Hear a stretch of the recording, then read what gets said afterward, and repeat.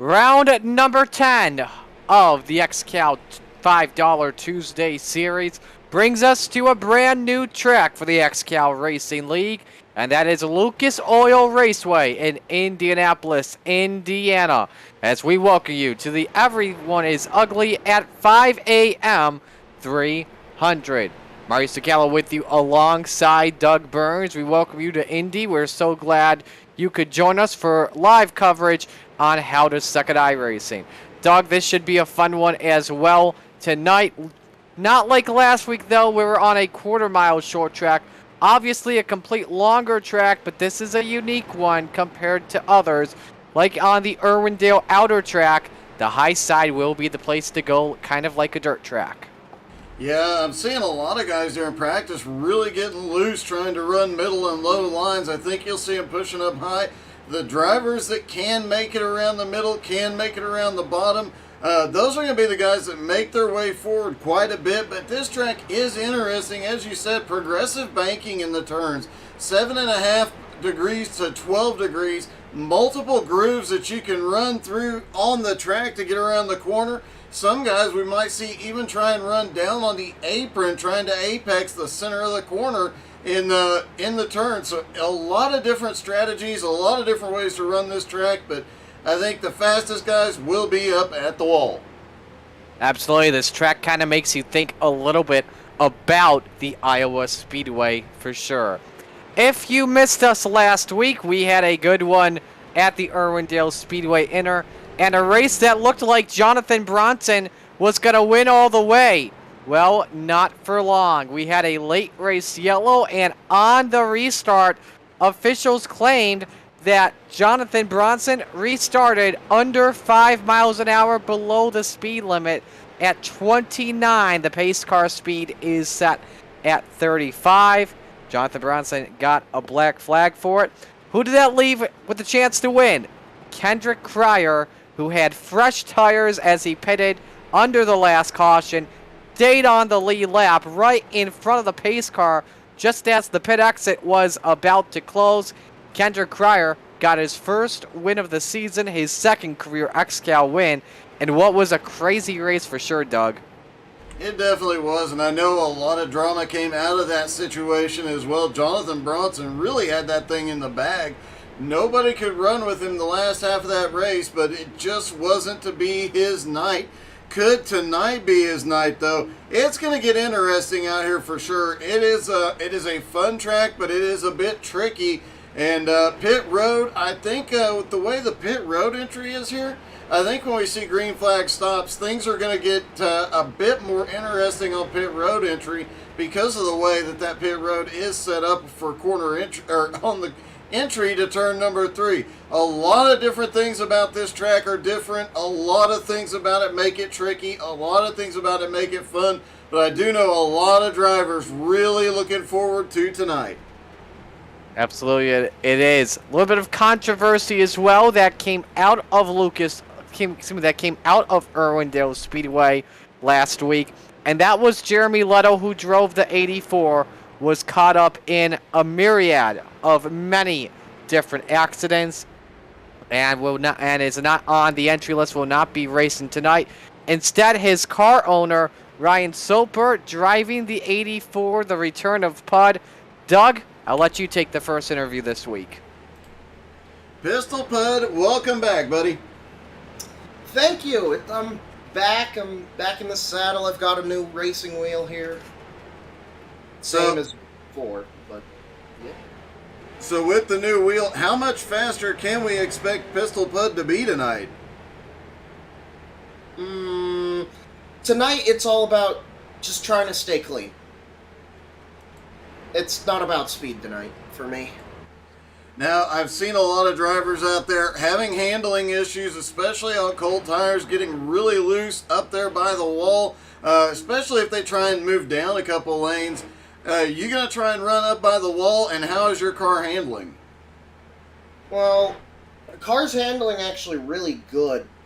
I'm thinking I'm just going to run wherever everyone else is and just follow starting off, since I am starting tail end. and just work my way up from there. Whatever is quickest, I guess. All right. Good luck tonight, Pistol Bud. Great to see you back out on track, buddy. Thank you. You too. Ryan Soper on the grid tonight. He is starting from the rear of the field. For those wondering why, it's because he has suffered an EOL and 2 strikes. After Heat 5, which the heats, by the way, were being broadcast, decided to wreck his car and do a burnout on purpose in pit road. Penalties are subject on Friday. Go to XCALRacing.com under fans and go on to the VPD Friday for the penalties that come out. Again, all penalties come out this Friday. Let's talk about who to watch out for this week, Doug, for tonight's race. I think to start things off, it would have to be our heat winners, which consist of, as we have here on the starting lineup, Austin Edwards, who won pole position through heat race number 5, Luke Turpin through heat race number 3, but also maybe perhaps Jonathan Bronson and Zach Edwards. I think this is a race where Jonathan Bronson comes in angry, and where he can possibly rebound after what was, I would perhaps say, an ill-advised call. It definitely was, and obviously a lot has been talked about over the last week, but Bronson winning a heat, he's up there just currently second fastest, just 2/100ths of a second off Steven Rex. I think he is out here for blood. He wants that win that was stolen from him, and I think we'll see Bronson up there in the fight. Oh, he gets a little loose. There's what we were talking about, guys, really getting loose and slapping the wall. Hopefully Bronson can keep that car off the wall all night tonight, and as we heard, the first time ever at IRP here tonight, it's going to be exciting. Absolutely it will. How about the drivers that are normally up there on top of the wins column? Of course, I'm talking about Austin Edwards in the 18 and Luke Turpin in the 454. That front row, they were racing each other as well. Really good at Irwindale. Then we had those cautions that really messed up on the pit road. Yeah, that always makes things a bit interesting. When you have the pit road cycles get thrown for a loop with a caution, all bets are off as guys try and fight their way back toward the front. Absolutely it will. So as we get set to go here, let's give you the rundown for today's race. Again, we're going at it for 300 laps around Lucas Oil Indianapolis Raceway Park. That's 205.8 miles on the .686 mile racetrack, of course. Lucas Oil Raceway, also known for the drag strip that goes down the front straightaway here at the Oval. Of course, this track is known for the well-known U.S. Nationals in NHRA that takes place on Labor Day weekend. Seating 25,000, as Doug mentioned earlier. Progressive banking, 7.5 on the low end and 12 degrees on the high side. Pit road speed, 30 miles an hour. And when it comes to pit stops as well, Doug, this is something we should mention too. It's not like when we went to Irwindale, whenever you're pitting, you're going to be like 10, 15 laps down or so when you finish your pit stop. This will be, you'll probably be like maybe half of that or so. Probably be 5 laps down when you finish your stop. It definitely, this is a tricky pit road to get onto. It looks like Austin might be giving us a show on how to get onto pit road. And you've got the little rundown into the white cone, or the white barrels there where you have to get checked up. That's where things are going to get interesting, but pit road immediately starts right there. So these guys will hit their pit boxes very quickly, get the run back off. They'll have that long run up road to get up to speed. Things are going to get a bit dicey at times because the pit road access roads are not very wide, but I guarantee you green flag pit stops are definitely going to happen here tonight. We've seen a lot of races recently with very, very limited cautions, so green flag stops will be pretty cool. Also worth mentioning, the Facebook page hit 1,500 followers today. You guys help us celebrate by hitting the share and like buttons. Absolutely as well. And something else to mention too, let us know in the chat who you're rooting for tonight, and we'll be sure to give you a shout out on the air. And congratulations to you, Doug, for the 1,500 likes. And we're definitely glad that XCAL Racing is a part of How to Suck at iRacing. We got Skylar Massey rooting for James Johnson, Deanna Lee Kaiser rooting for Aiden, and Jason Rayo rooting for, I have Topher on here. So. Jason Rome comes to, and this is something I've been meaning to work with Topher and everybody on. Jason comes to every broadcast just to cheer on Topher, who almost never races anymore. But I am making a point of one of these weeks, it's just going to be a surprise. Topher's going to be in every race I broadcast. Absolutely, it should be a fun one. So we're just about to wrap up here on practice. It is Steven Rex that is the quickest in warm-ups at a 24.06. iRacing time is set just before 8 p.m. set on iRacing Day on May 15th, so we will be racing under the lights with cloudy skies here, overcast skies specifically, here in Indianapolis. We're set to go racing. Here's the starting lineup at Lucas Oil Raceway in XCAL. Austin Edwards and Luke Turpin, they make up the front row. Row number 2, Aiden Kaiser in his second start in XCAL Racing, and Jonathan Bronson trying to rebound after what went down last week. Another Edwards on the inside of row 3. That's Zach Edwards. Lines up next to James Johnson, filling in for Matt Bear in the 420. Row number 4 is Kendrick Cryer, coming off of his first ever win last week. Next to him, Matt Pelletier in the 7. Rounding out the top 10, Blake Wynn and PDJ Zeller. Row 6, it's Alex Krepser and Austin Brooks making his debut for Don Jordan. Row number 7, Albert Hewins and Jonathan Bergeron. Row 8, Chris Johnson and Jake Sylvia. Row number 9, Travis Sukup and Mason Foster. Row 10, Steven Rex and Brad Ebel filling in for Dwayne Robinson, who qualified the 60 in last night. Row number 11, that is Joe Campbell and Edmund Jones. Row 12, Art Hendren gets to race after John Brancaccio decided not to race. In row number 12, that's what we mentioned earlier. Those are the drivers that made it in via qualifying speed. The drivers in via the top 15, Kyle Bartels, John Schwartz, and Robert Colgan, 25th through 27th. Then the following drivers with provisionals, Greg Hulse, Derek Colson, John Fraley, Nick Seams, Pat Sullivan, Sean Patrick, Jose Gaudino, Don Jordan, as well as Stephen Wett and Gerald Poole, Sean Andrews, and Ronnie Herman. They start in positions 28 through 39. The drivers that will start in the rear from 40th to 43rd, Devin Landry in 40th, Rocky Boy the 3rd in 41st, Mike DiCarlo in 42nd. That's because they didn't make full mandatory minimum practice. And starting from the rear is Ryan Soper. The 4 drivers that will not be starting in this race, Keegan Alsop did not qualify, but the 3 drivers that took themselves out to bring in other cars in, Dwayne Robinson, Kenny Tripp, and Matt Bear. Real quick, Doug, before we go green, your pick to win. Holy cow, brand new track, not a lot of time, not a lot of experience. You gotta say, a guy like Austin Edwards knows how to get it done. Give me Edwards, too. It's going to be a fun one. But where else would you rather be than right here, right now, but XCAL Racing? Glad you could join us. Happy Tuesday, everyone, at the new track at Lucas Oil Raceway. It's showtime. Green flag in the air, and there goes Austin straight off the front into 1 and 2. Everybody stacked up. It looks like Turpin slides in, and then everybody stacked up behind. Bronson already looking to make an attack. And you know, I just realized this field stretches over an entire straightaway and part of the turn when they're stacked up for the restart.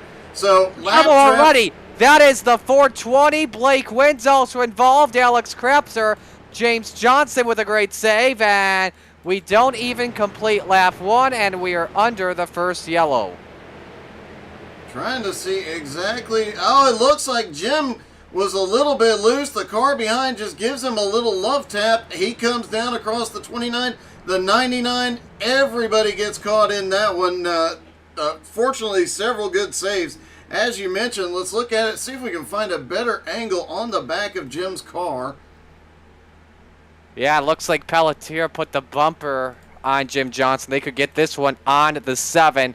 Blake Wynn, Alex Krapps are nowhere to go. Jonathan Bergeron just got a piece of it, but missed it. But I can't remember the last time we couldn't complete lap 1 and the first yellow came out. It's been a while. We have not had that all season long for sure, and it was probably early in last season the last time it happened. I think it might have actually been at Irwindale Inner last season. Absolutely, and normally the start of the race signals what the race could be like throughout the night. And it's worth mentioning the biggest fan club in the field tonight. Aiden Kaiser has the biggest fan club in the stands tonight. But Danielle, as always, out here cheering on the J&S Racing conglomeration, and those guys have been getting faster and faster every week. So no telling who's going to be here up front at the end, but J&S definitely a team to watch. Something to mention too, remember we're talking about cold tires here on lap number 1. The drivers are getting loose with a track temp of 66 degrees. We are hearing that Derek Colson was black flagged, not from the wreck, but at the start of the race. And we are about to get the penalty right here. They'll give this to Matt Pelletier, who gets the black flag. And obviously we will not get any wave arounds from actually we will be getting waves, I believe, here in this situation. PDJ Zeller just went over the whale PD, which I'm able to get access to listen to in case I do decide, you know what, I got free time, why not do a radioactive? And was not happy. Yes, we understand drivers are going to get loose, but that wreck was absolutely avoidable. It makes us sound like JAs.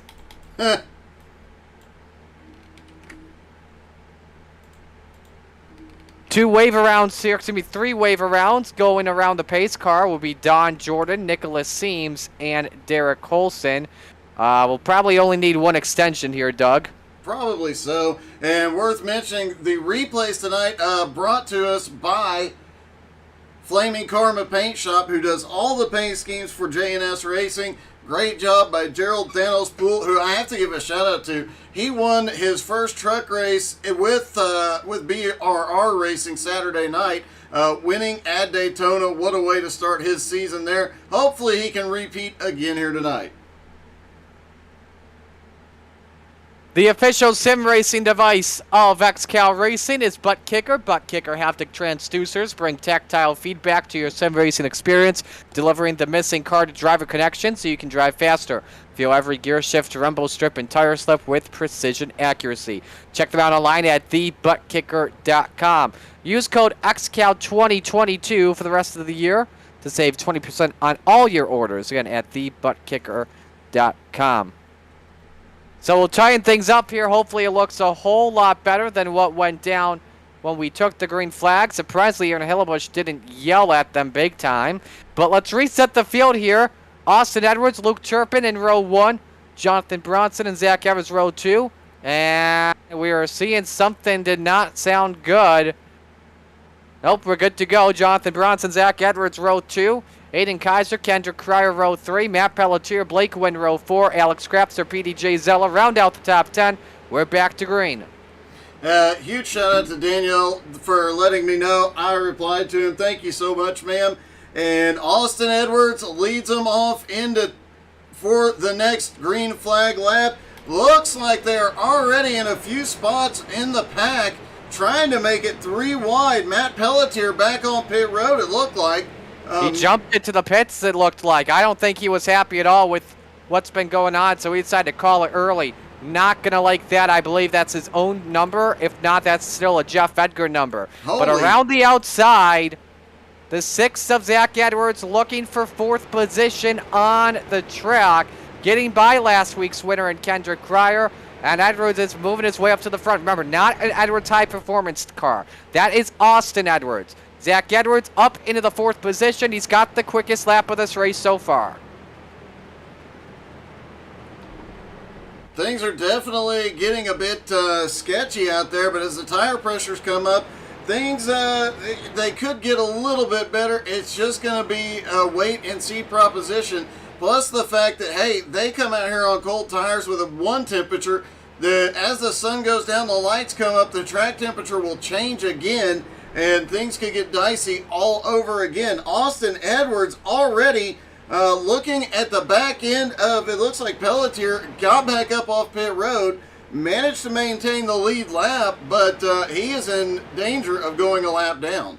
That's correct. Don't forget, he was black flagged, so that's why he did go to pit road. Aiden Kaiser trying to look inside, but losing it to the 54 of Jake Sylvia and the 717 of Jonathan Bergeron. Everyone up on the outside. This is what we saw a lot of in the heat races, Doug. I think these drivers are going to have a lot of patience on them. They don't want to take any big risks to get it to the bottom, which we could likely see what this could mean is the bottom line of this track could get full of marbles if we do have a long run in this race. Yeah, that does get tricky. There is a way that you can run this track in a lot of different cars where you have to brake a bit early, but you can drive down to the apron and run back up to the wall and make a very fast lap. But it's very tricky. You got to be very, very careful about it.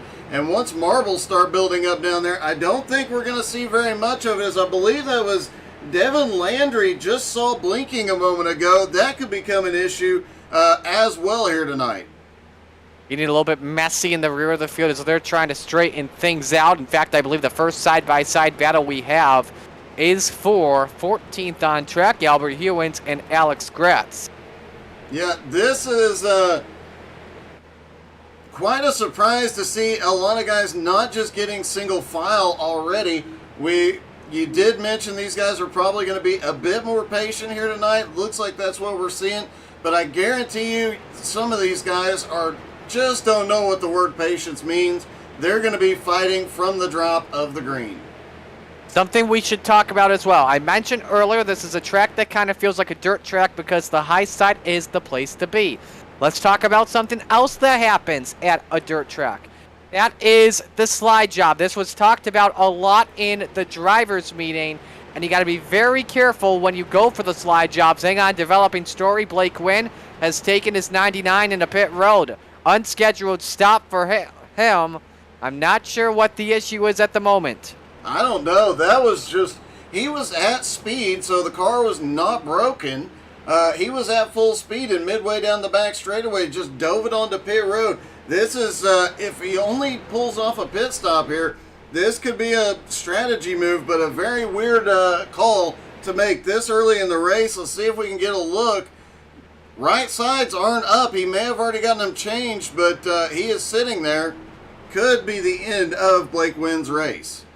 Absolutely. Let's go to a side-by-side battle for 6th position. PDJ Zeller and Austin Brooks. I saw Brooksy get a loose a couple of moments ago off of turn number 4. And you see he gets a little bit tight entering turn number 3. Give the advantage to the double zero of Zeller as he is at 6th position across the start-finish line.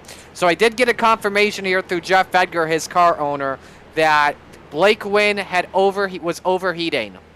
Oh, no. So he is going to have to come down, and there's not a whole lot. You don't have a tape adjustment on these cars, so he's in a bit of trouble. Keep in mind, Blake Wynn was involved in the lap 1 accident when Jim Johnson got loose, so that's why he had to stop. So Zeller gets in front of Brooks and controls 6th position at the moment. A couple of other drivers trying to creep down the bottom. Look out, Bergeron loose off of 2. That got a little bit too close for comfort as Brooks tries to look again to the inside of PDJ Zeller for 6th position. Again, Brooks in his first start. He's got the Shell Pennzoil throwback, which I love to see, as he keeps looking down to the bottom in that Chevy Camaro. Yeah, he is definitely trying to make that bottom line work, and I mentioned in pre-race, some of these guys may have set their car up to run lower just because, and Petey gets a little drifty there through 3 and 4. Some of these drivers may have actually set the car up to run on that lower line just to see if they can make something happen. Let's see what that 54 of Sylvia can do inside after Zeller got loose. Accordion back that second single file line. Sylvia currently in no man's land. Alex Krebser trying to get a run up on the top shelf. There's the slide job from Jake Sylvia. Let's get back to talking about the sliders. Again, this was talked about in the drivers' meeting. You can definitely do it, but if you cause a wreck, if you pull the slide job and you cause a wreck, you could be subject to penalties. Keep in mind, and XCAL really does as well. They talk a lot about checking up, but I have a feeling if you cause a slide job, you could be subject to a penalty for sure. We have seen that. We saw the slide job move used last week. Is he going to go for it? He is. He is not done. Austin Brooks is really trying to work PD over. We saw that slide job used a lot last week, more than a few times, and most of the time it worked for about a split second. The driver behind saw it coming, managed to check up, lets him get by, and shoots around the bottom. Here it's going to be a little trouble! The 17 of Gratz dirt tracks it across the line. A great save. There was contact, and you can see the paint scuffs on the right side door of Gratz as he got into Bergeron. But a great save for him as he keeps it going. That car was way the heck out of shape. He still manages to pull that one off. So great save by Alex. And that car is still way loose. 26 laps into this. He's got heat in the tires. But it looks like that car has to be set up for long runs because he is struggling with the handling right now. I tell you what, Gratz just about was ready to park that car for the entire night. This is a guy that normally races on asphalt short tracks in the New Jersey area, specifically Wall Stadium. But he made a good job with the car control there.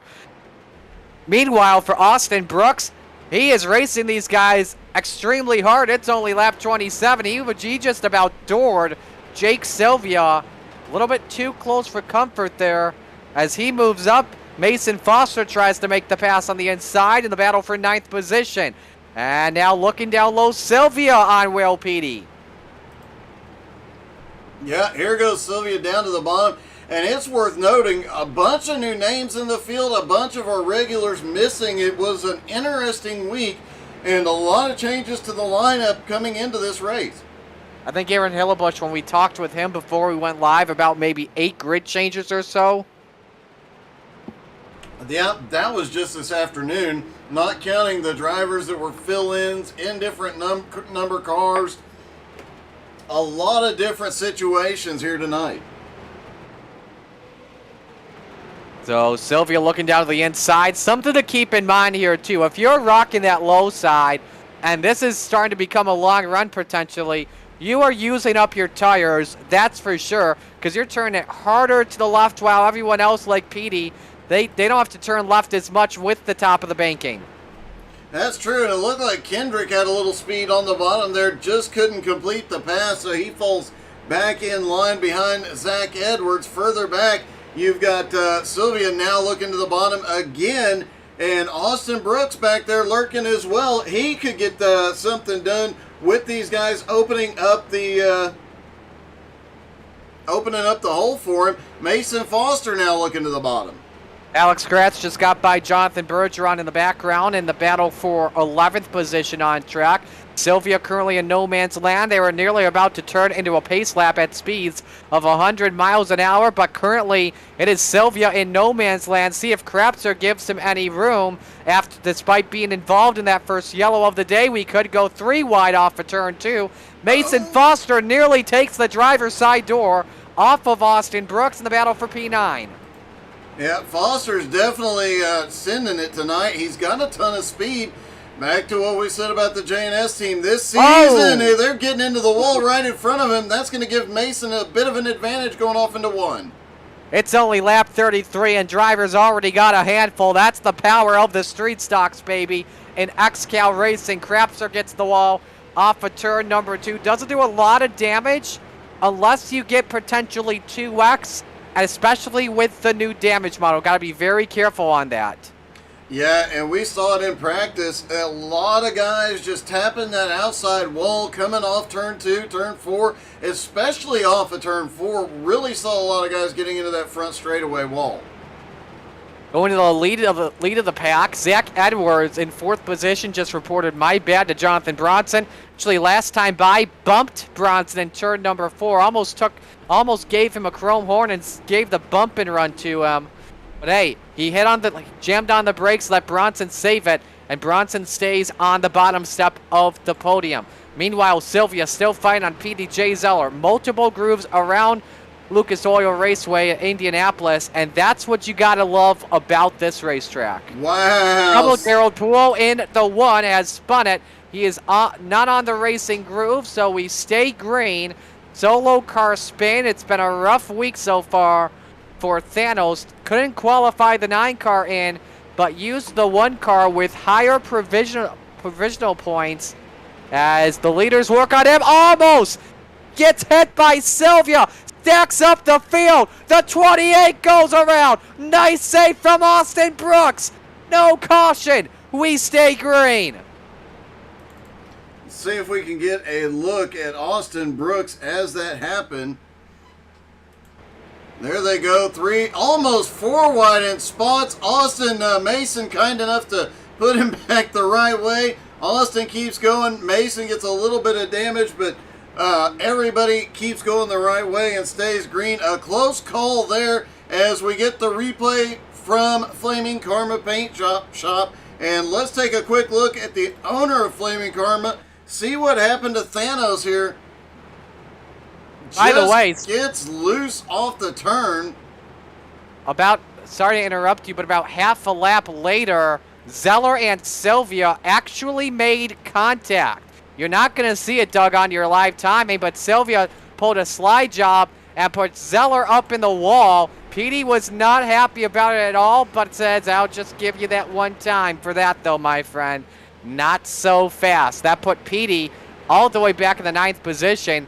Foster is in 10th. So Foster currently with some front-end damage, but I bet you at the same time Austin Brooks wasn't happy by Mason Foster. I think you can kind of thank Mason Foster at the same time for helping him out save it, so that should pretty much be like offsetting penalties there.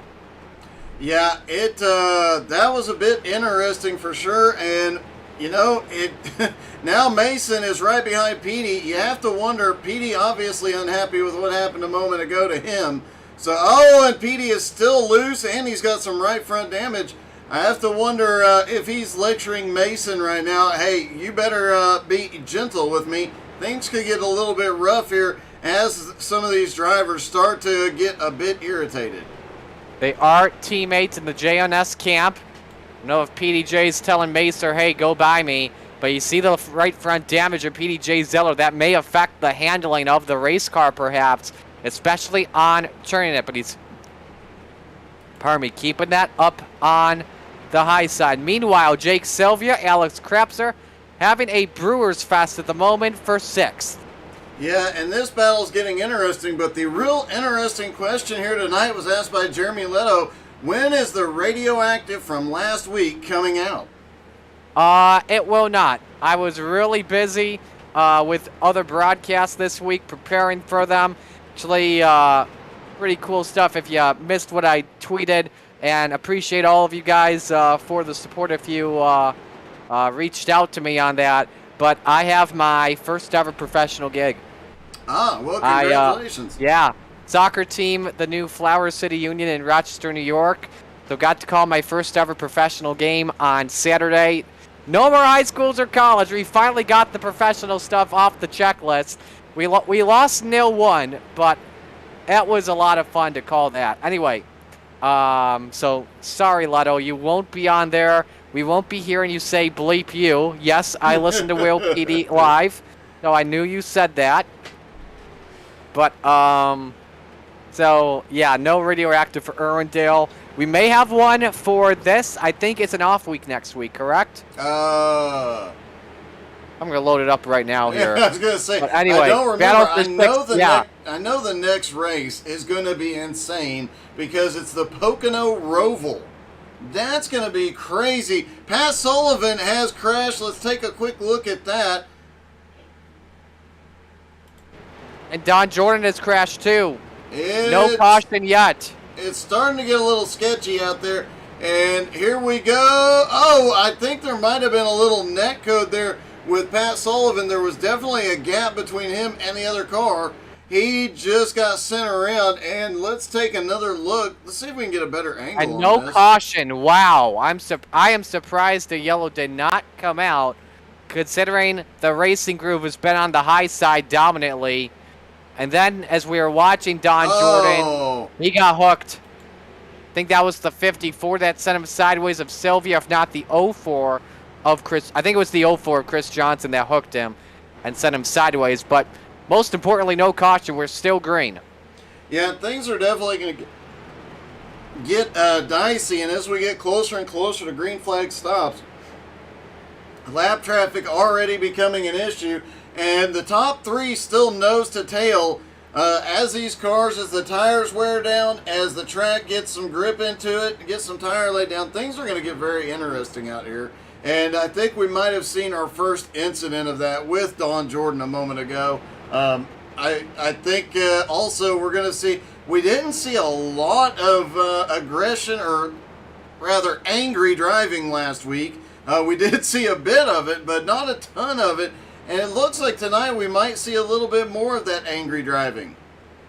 Absolutely, perhaps. And so we are off next week. 2 weeks from now, we'll be at the Pocono Road Course for the first time ever in XCAL history. So we are definitely looking forward to that. Let's go to the battle. Let's pick up the battle for 6th position between Gratzen and Sylvia, the two teammates out of the EHP camp, with Alex Krapser just in tow. Great battles all around here on the lead lap here at Indy. Yeah, it's interesting to see. We saw the JNS teammates battling it out. We've seen the EHP teammates battling it out. I think it's going to be a very interesting night where these guys, a lot of them didn't have historical data from racing at this track. Like last week at Irwindale Inner, they at least had some data from last year. They knew a little bit more. And it looks like green flag stops may be underway. They are. I'm hearing drivers saying we're pitting in. Stephen Wetton in the 15. Pretty much the first one to signal that he is coming in amongst the drivers. Edmund Jones says on the radio that he is pitting in a couple laps. So that's what we got the moment. Ryan Soper just signaled that he is coming into pit road this time. Pistol Putt on his way down there. He goes hard on the brakes because he gets down there onto the pace road, and that right there is the commitment cone. You have to be down to the pit road speed there. I believe the pit road speed here is like 35 miles an hour. It's extremely slow. I think it's 30. Oh, it was 30. You're right. My mistake. Yeah, 30 miles an hour here. As Devin Landry signals, he's pitting in this time with a little bit of damage to his machine. Not sure how that happened to him as we continue to watch that second pack here. PDJ Zeller, he's making his pit stop this time, so he'll forfeit as of right now his 8th position on the track as the pit stops again continue to ramp up at the moment. Krapser inside of Sylvia. Battle for 7th continues. And a great time while pit stops are underway to go get our first commercial break out of the way. Absolutely. Stick Great around. idea. Don't go anywhere. We'll have the side-by-side for the commercials, so you'll get to keep seeing the action. If the yellow comes out, we'll come right back.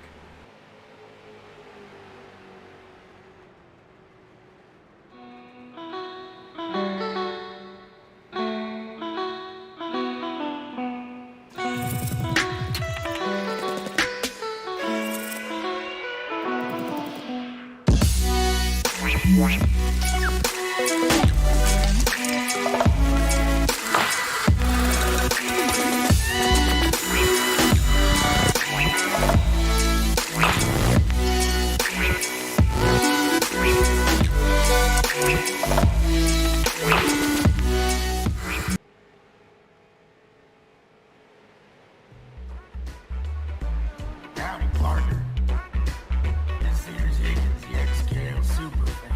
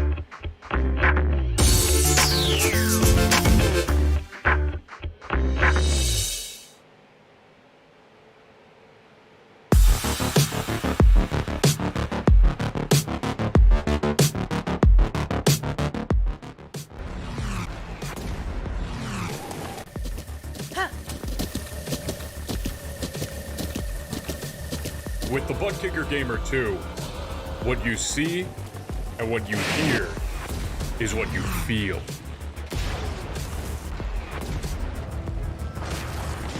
Butt Kicker. The future is feeling.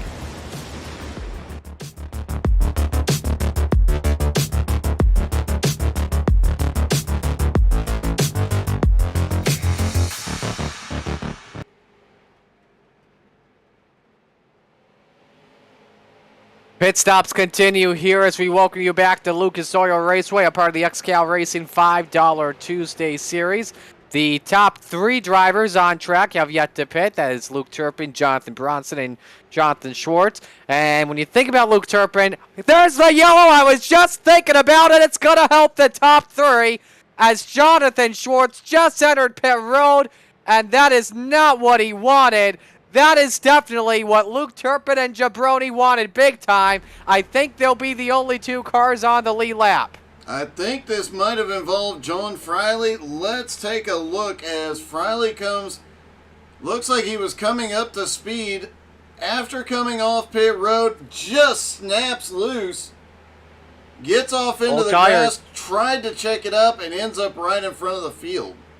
That is what you call cold tires at its finest, and no choice but to bring out the yellow flag as Turpin and Bronson make their pit stop. You know, this could help out Jonathan Schwartz too. I don't quote me on that. I think he may be the race leader as he just pitted.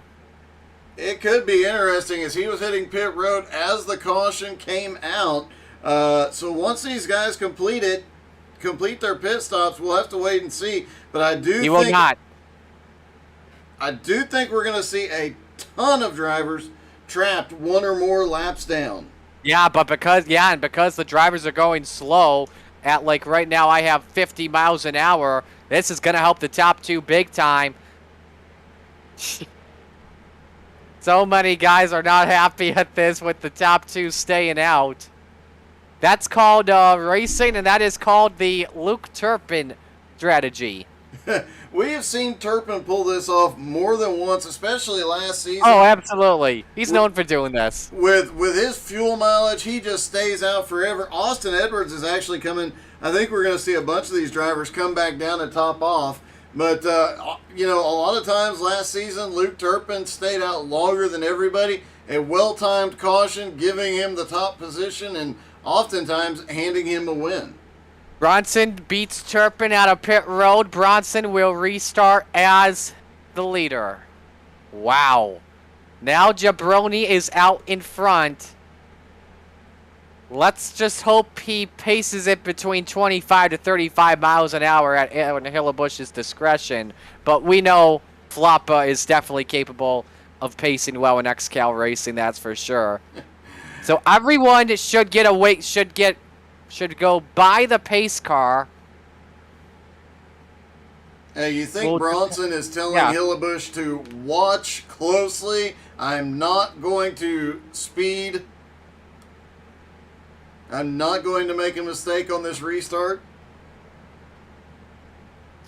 So John Friley gets the black flag. The wave should go to Austin Edwards, John Schwartz, and Zach Edwards. That'll put them back on the lead lap.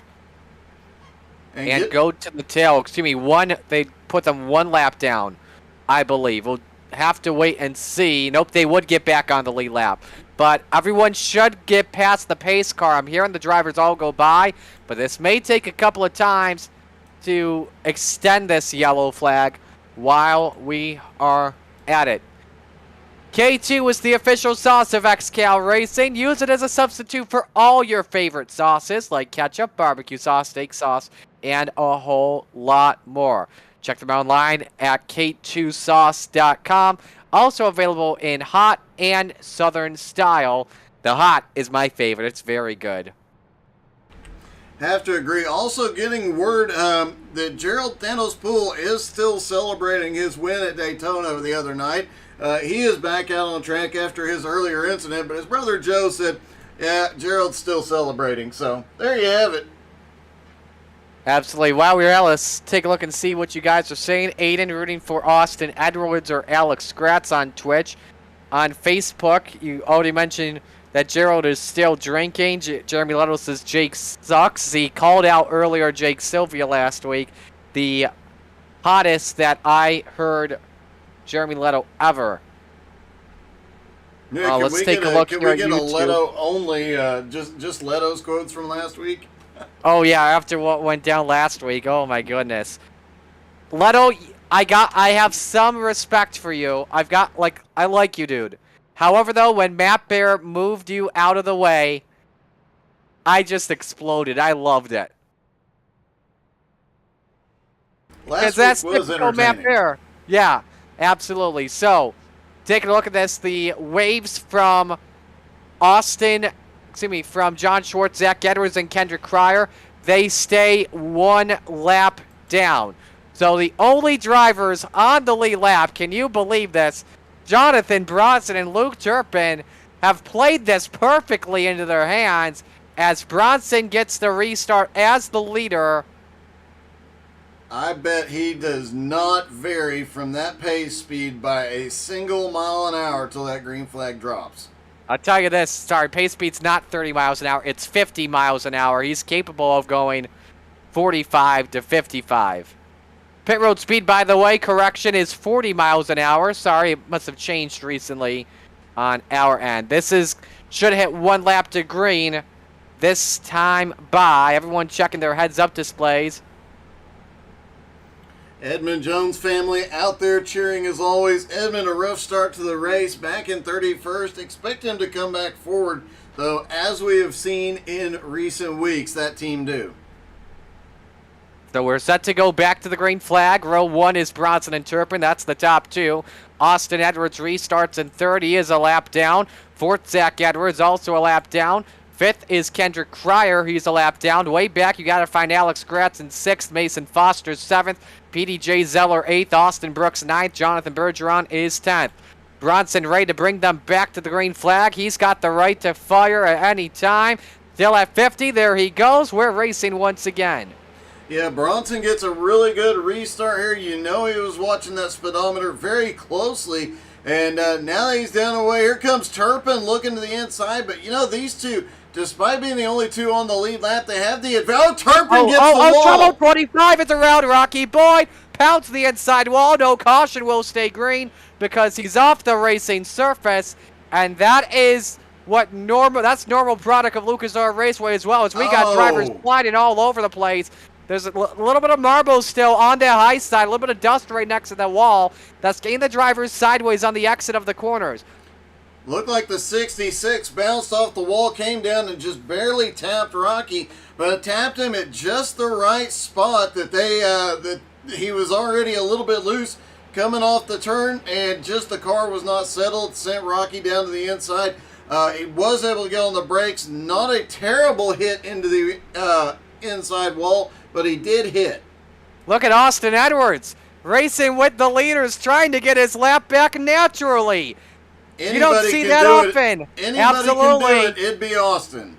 Absolutely. Austin's really good at doing this as well. He gets in front of Luke Turpin. Zach Edwards trying to get up in there as well. Now, what does Jabroni do? Does he let Austin by? He's trying to race him at the moment. Remember? Handful for Bronson. He almost lost it. Oh, my goodness. Bronson is going to fight. He knows he does not want Austin back on the lead lap. Austin gets a push in the middle of the turn, comes back up the hill. Bronson manages to pull back in front. And this is just Austin Edwards trying to get back on the lead lap, but a whole bunch more are coming with him. Austin is there. Zach Edwards is there. Kendrick Cryer is there. And keep in mind, sorry to interrupt you there, Doug, but if he gets back on the lead lap naturally, the next yellow, if he's still on the lead lap, he gets to restart in row number 2. So keep that in mind, and he cannot. He'll have to restart at the tail of the field. Austin Brooks, Sean Patrick get together. Brad Ebel, Mike DiCarlo, our third yellow of the day. And we'll take a look at the Flaming Karma Paint Shop replay. But, oh, man. We get to a long run. Let's take a look. Petey drove into the 27 checked up. Petey could drive further into the corner and just wasn't expecting that big of a check up there. Take another look at it. There is Petey in line behind the 28 all over the back bumper. The 27 comes down just as Petey gets the car settled, and a whole bunch of them get stacked up back behind. A lot of drivers with nowhere to go in that accident. Again, third caution of the race as Bronson and Turpin come in to top off on fuel. Remember, if Austin Edwards is ahead of the leader in Jonathan Bronson at the moment of caution, Austin Edwards is on row 2 for this restart. Remember that. He was not. He was about... He's probably not happy. He was at the door panel. His front end was right on the door of Jonathan Bronson, so he's gonna come around, but he's gonna be at the tail end. However, with Turpin and Bronson both on pit road, if none of these other drivers pit, I think we're about to see a bunch of cars get waved around. It will be, as we just confirmed here, I think it'll be Landry, Rex, and Hewins that get the wave around, because as the top 2 pitted, Austin Edwards through Greg Holes, they are ahead of the race leader, but that could change once we hit 2 to green. We'll just have to wait and see. There's the other factor, too, with Jonathan Bronson in the race lead, but as far back in the field as he is right now, anybody who stays out right now will get in front of him, will be waved around the pace car automatically. So we'll just have to see what happens here. So Our that's third going to be yellow Austin, of the day. Zach, Kendrick, Alex Gratz, Mason Foster, Zeller, Crapser, Kaiser, Bartels, and Holes. They'll be on the lead lap, and I believe they'll be able to restart with the top 2. They should be able to. Once they get waved around, things are going to get really interesting. I guarantee you, it's going to be a massive race back toward the front now that these guys are waved around, and this is definitely not what Jonathan Bronson and Luke Turpin wanted to see. They both went in, topped off on fuel, might have gotten some tires on this one, but no, it doesn't look like either of them got tires. They just topped off on fuel here. This is being dealt a racing incident between Zeller and Patrick, and I'm going to let's double look at this. I absolutely thought this was clearly on Zeller, but when you look at this too at the same time, I kind of think, looking at this another time, this is a good call, because Patrick comes down as Petey may have gone up. This could have, yes, Patrick was checking up. Petey had nowhere to go.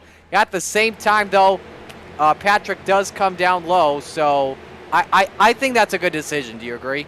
Yeah, looking at this from the chopper angle, the 27 had definitely gotten into the wall coming off turn 2 and was slow, and Petey had the nose in as they got into turn 3. So I think that was a good call. Racing incident, and leave it at that. But it did give a lot of guys a chance to get back to the lead lap here. Absolutely. So let's reset the field here as the waves were given to Jonathan Bergeron and Greg Holes. So 10 drivers are on the lead lap. Now I believe because of Bergeron and Holes getting the wave arounds, despite Bergeron being in the 3rd position, he should go to the rear of the field. Now we have Luke Turpin as the race leader. I do not know what's happening here at the moment. Now if I'm a driver, I'm obviously following the heads-up display, but sometimes it can confusing for us as broadcasters. At this situation, I'd probably rather be a driver in this situation. That's what I normally was when I was driving the XCAL race, and I honestly didn't care where I wanted to be on track. I just wanted to keep my car in one piece, and if I was in the front at the end of the race, I was going for a win. It didn't matter for me. Yeah, here we go. All the wave arounds are beginning, and look at this. Here come a bunch of cars back to the lead lap as Luke Turpin... Right now we've got 7. I think it's going to be more than 7 by the time this all shakes out, because here comes Mason Foster, Crapser. We've still got several cars to come around the leaders here.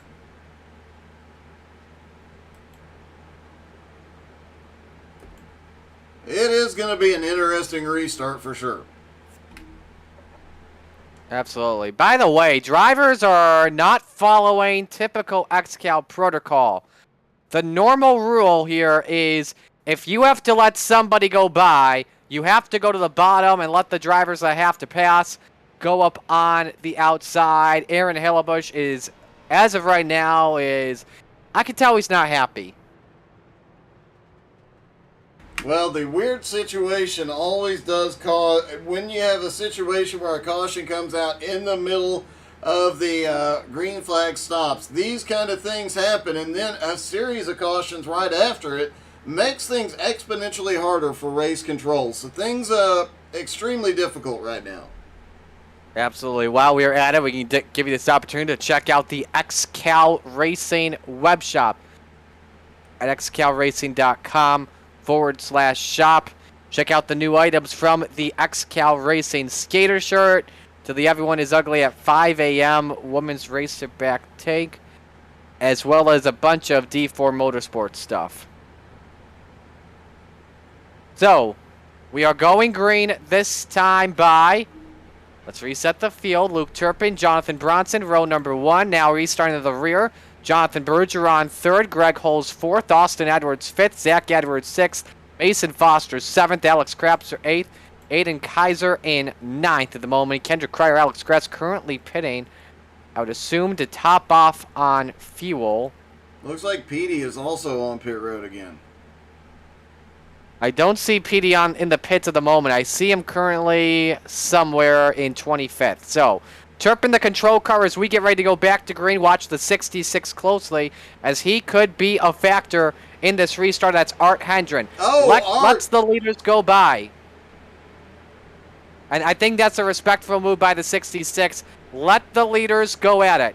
And now, so the gap between 2nd and 3rd, Bronson and Bergeron is increasing up to 2 seconds at the moment. Turpin and Bronson have the clean air, but Bergeron in 3rd has got a heavy set of traffic he's got to deal with if he wants to get back up there. Yeah, and a lot of fast cars in that, but he is definitely already starting to make some moves, and wow, it's getting a bit sketchy. The 48 of Kendrick Cryer is coming now back off pit road into this big mess. That could make things interesting.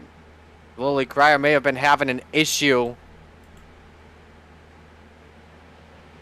Comes out and actually settles in with, oh, somebody smoked the brakes right behind him. Things getting a little bit sketchy as Cryer comes up to speed right by his team owner, Austin Edwards. Zach Edwards stuck in a side-by-side situation. He's in 5th spot at the moment. Gives a spot to Kendrick Cryer up on the high side. Couple of drivers running quick laps. Aiden Kaiser, 24-25. Alex Gretz, 24-13. Let's try and find your best battle on track. And it is a mess in the Peloton pack, as I like to call it. Robert Colgan going at it with Matt Pelletier, who I believe is going at it with Pat Sullivan. And that is a battle for 18th on track. But it may not be for longer. One in the wall. That is the 60 of Evil. It is really sketchy in this group right here. And you've got some cars mixed in on different laps as well. Joe Campbell's in this mess. A lot of drivers just in this pack. And they're trying to get 3 wide. Looks like they are going to do it. Through 1 and 2. Intense. This is insane. Asuka puts Pelletier in the wall. Do they save it? As of right now, they do. But it costs a lot to the 45 of Travis Sukup. Heavy right side damage to the dropping bombs machine as he falls back to 24th. I don't know how his car did not spin out. I think the wall just kind of saved him out there to keep him from going all the way around as he drifted up the track. But yeah, he's lost a ton of track position suddenly, and I am sure he is not happy. Meanwhile, other drivers like Matt Pelletier managed to get through that 3 wide situation cleanly and continue to advance. And, you know, we saw a little bit of payback type situations last week. Wouldn't be surprised to see some of that come back around before tonight's over. Seeing a lot of rough driving out there, especially for a track that this is the first time these guys have gone to. First driver currently a lap down on track is Jonathan Schwartz of the 01, currently in 11th position. He would love to get back on the lead lap naturally, but Luke Turpin's out in front pretty good. The gap between him and Bronson, 0.9 of a second. Back to the battle for 16th spot. Sullivan now up to Albert Hewins, who tags the wall. Sullivan up to 16th, and Hewins may lose more. Yeah, things are getting a bit sketchy. Hewins, obviously, every time you catch the wall, you're going to lose a little bit of ground. Albie has to hold that car up by the wall to carry as much momentum, but one slip and you tag the wall and lose a lot of ground. It is getting a bit, that wall is getting a little bit dirty off the turns, not just from Albie either. We've seen a lot of guys smack that wall tonight. Third place battle heating up. Bergeron and Austin Edwards. Edwards got the run. He's like one of the few that can rocket on the low to middle side of the racetrack. Bergeron losing the center of 1 and 2. What happens off the corner? Oh. Edwards up to P3. Looks like Bergeron scraped the wall off turn 2. Austin just sends it into 3. And Bergeron checked up early. He's not done. He's coming back, dirt tracking it, going for a crossover. Almost had it, but Edwards had the much better power. And they better watch out messing around too much. They've got a big pack that has Zach Edwards in it in 5th. Greg Hull's not very far behind in 6th, but they've also got a bunch of guys that really want to get back to the lead lap right behind them. Go behind for position number 12. Devin Landry and Kyle Bartos having a good battle. We got one in the wall. That's Derek Colson in the 5, who's in 34th. Bit of a heartbreak for Derek. I think he got some damage in one of the earlier incidents, and he has been struggling ever since. A little bit of damage goes a long way when you're flat tracking. You have to have every bit of downforce. You have to have everything set up correctly, working correctly, and one little bit of damage can end your night.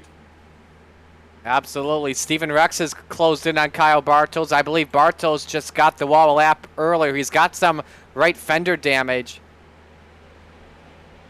So it doesn't really look the best for him at the moment. He almost got moved out of the way by Steven Rex. 36 thought about looking at the bottom. Now he goes inside in the Snap Mobile machine.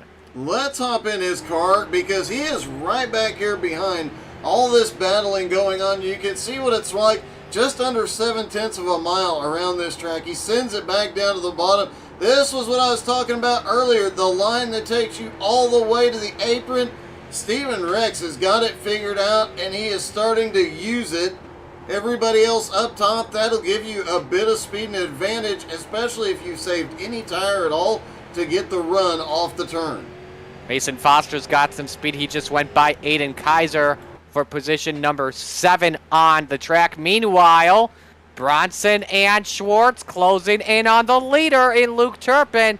This will be interesting to see what happens amongst the top 2 to see if Schwartz can get by both of them and, again, get on the lead lap naturally.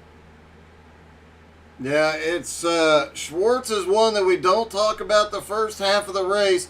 The last couple of races, though, he has been up here battling early on, and that does not bode well for other drivers because he comes through this field late in a run like he normally does. If he gets back to the lead lap, he could still run these leaders back down and pull off a win here. Absolutely. He's not the biggest mover of the race so far. He started from 26th position because of the top 15 spot. Biggest mover of the race is Devin Landry, who is up 27 positions. He started from 39th, if I recall correctly. And I am correct. He did start in 39th position. How about we go to the battle for 8th position? Kaiser falling back on seconds like a rock. Alex Craps are all over on him as Kaiser got a little loose on the exit. Yeah, it looks like Kaiser might have made an adjustment. He was really loose earlier on, and it looked like he had finally, on the long run, that car would come to him, but suddenly here he is later in a run, and that car is just, he's just struggling with it. The handling may be going away. He might need to undo whatever adjustment he just made. It's Kaiser's XCAL Racing debut, by the way. He's having a great day so far in the top 10, running for the K2 Motorsports clan. Normally, since Austin Edwards' departure from K2 to form his own team.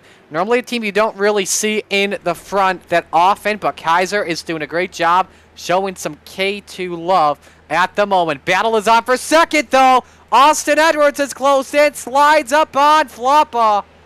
And Austin is up to P2 and he wants the lead. Yeah, How about that charge? Wow. No surprise to see Austin Edwards coming forward at any point in the race, but now he is 0.3 of a second behind Luke Turpin. Luke Turpin has been out front pretty much since the restart. Hasn't had a whole lot of a challenge, but I think he's about to here in just a second. Absolutely. I got to check and see where Austin Edwards was when we went back under the green flag. In fact, during this long run, he's had his best lap of the day on lap 89 with a 24.13. When we went back under the green flag, which I want to say was on lap number 87 or so, he was nearly at the tail line. He was like 5 cars behind the field that was double rowed up. Yeah, He's back got a ways. rocket ship. Yeah. And we know that he can also, when he needs to, conserve fuel. So if it becomes a fuel strategy race, he can run as many laps, generally speaking, as Luke Turpin. Obviously didn't see that the first part of the race. He went to pit road early, or not early, but earlier than Luke Turpin. That's how he got caught a lap down. Has fought his way back up here into second place. Things could get a bit interesting in the fuel mileage story if this thing stays green. Last time by, Edwards was at a 320, Turpin a 343. Edwards is 0.02 of a second faster compared to Luke Turpin. Obviously, drivers are in the 24-second range. Gap is down to 0.3 of a second. Last time by, Edwards 329, Turpin 355. Austin Edwards is in striking distance of his adversary. And an interesting note is that they were pulling away from Jonathan Bronson briefly, but now Bronson has stopped letting that gap close. However, from Bronson to Bergeron is now 1 3/4 seconds, and the top 3 are starting to pull away here as the laps continue to click away.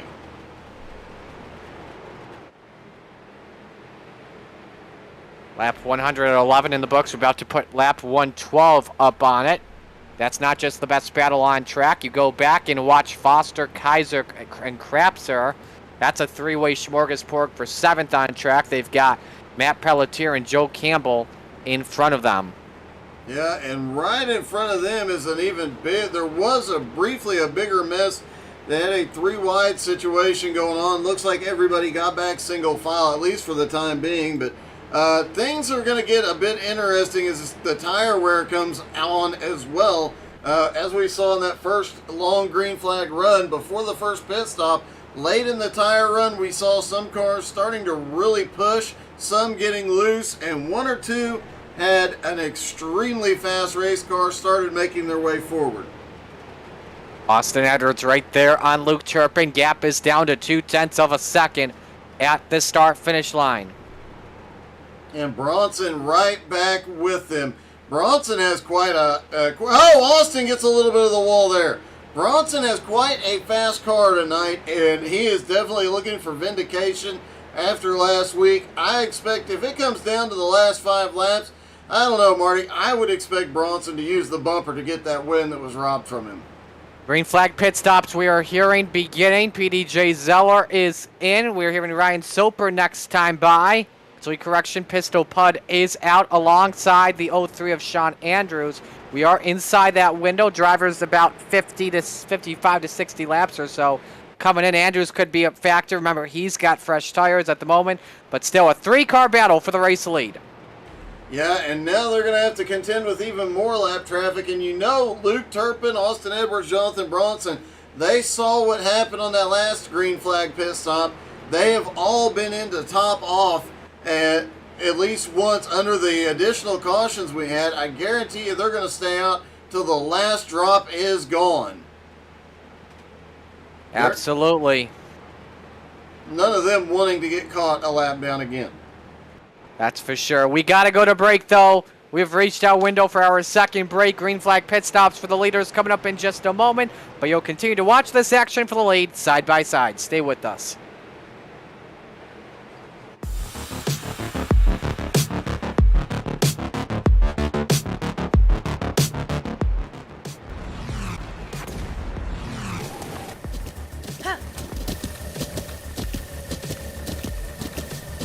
With the Butt Kicker Gamer 2, what you see and what you hear is what you feel.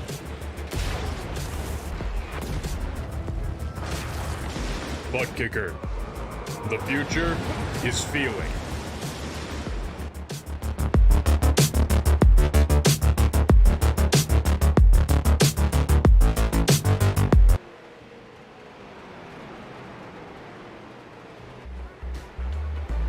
Howdy, partner. This here's Higgins, the XCAL Super Fan. Howdy, partner. This here's Higgins, the XCAL Super Fan. Woo! This race promises to be a doozy, so I'm getting boozy. Woo! Howdy, partner. I'm so excited for next week's event that I'm shaking. Totally different shakes. Howdy, partner. You're watching XCAL Racing. Woo!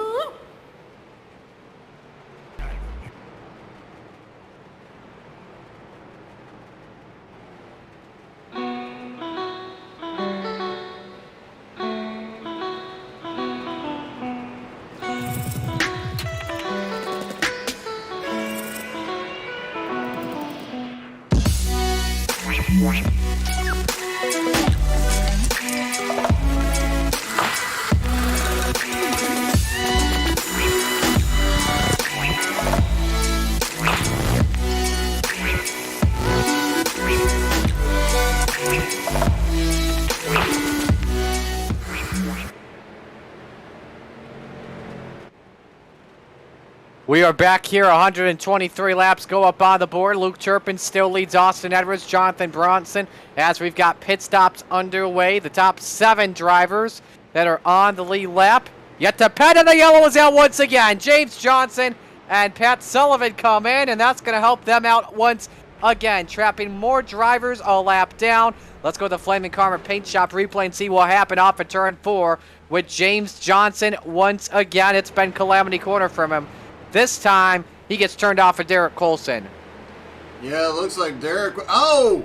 Jim slid up, was clear there, and Derek just got a better run off the turn, gets into the quarter panel, and turns him around. Couple of cars back behind, I believe Pat Sullivan in the mix back there as well, getting caught up in this one. I believe that's the second time Pat's been caught in somebody else's mess here tonight.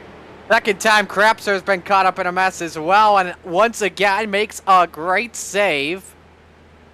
Man, oh man, I could see that being dealt as either a penalty against Colson, but it does have enough to be triggered as a racing accident, or maybe even netcode. It'd be too tough for netcode. What are you thinking here? I don't know that we could call that one a netcode, but we'll have to wait and see what race control decides as we watch Crapster in here.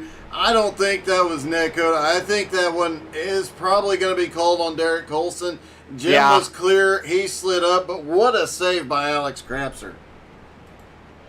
Absolutely. As the leaders are in the pits, I think Luke Turpin started off with tires. I think they're all starting off with tires. Then they'll go for their fuel stop.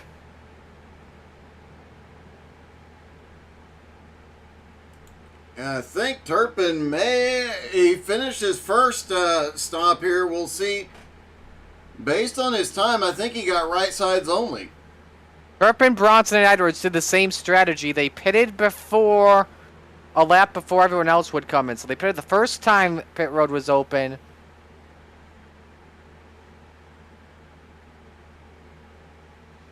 Austin Edwards had the longest stop by quite a bit, over 10 seconds over either of the other two. So we've got Turpin, Bronson, and Edwards, the leaders. We're waiting for the race off of pit road as Alex Crapser beats Zach Edwards, Jonathan Bergeron, and Greg Holes. You got to give it to Crapser, too. I mean, the epic save still manages to hold on to 4th place, and now off of pit road and still in 4th place, despite being completely sideways off of turn 4 just a couple laps ago. Being deemed a racing incident between Johnson and Coulson. They'll go to the end of the longest line. We should get the waves to Schwartz, Bartels, and Foster, and that would put them back on the lead lap. Also leaves us with only 10 drivers on the lead lap again. So as Foster is in the pits, and those are the waves correct. JB Smooth, Kyle Bartels, and Mason Foster. And now we've got the drivers going around the pace car and around their drivers they need to go to through their heads-up display. Let us know who you're rooting for, by the way, in chat while we are at it, as we are just about 20 laps or so from reaching the halfway point. We've been going so far in this race for just over an hour of green flag racing. We've got Eddie rooting, excuse me, we got Matika rooting for Eddie. Kids are cheering you on.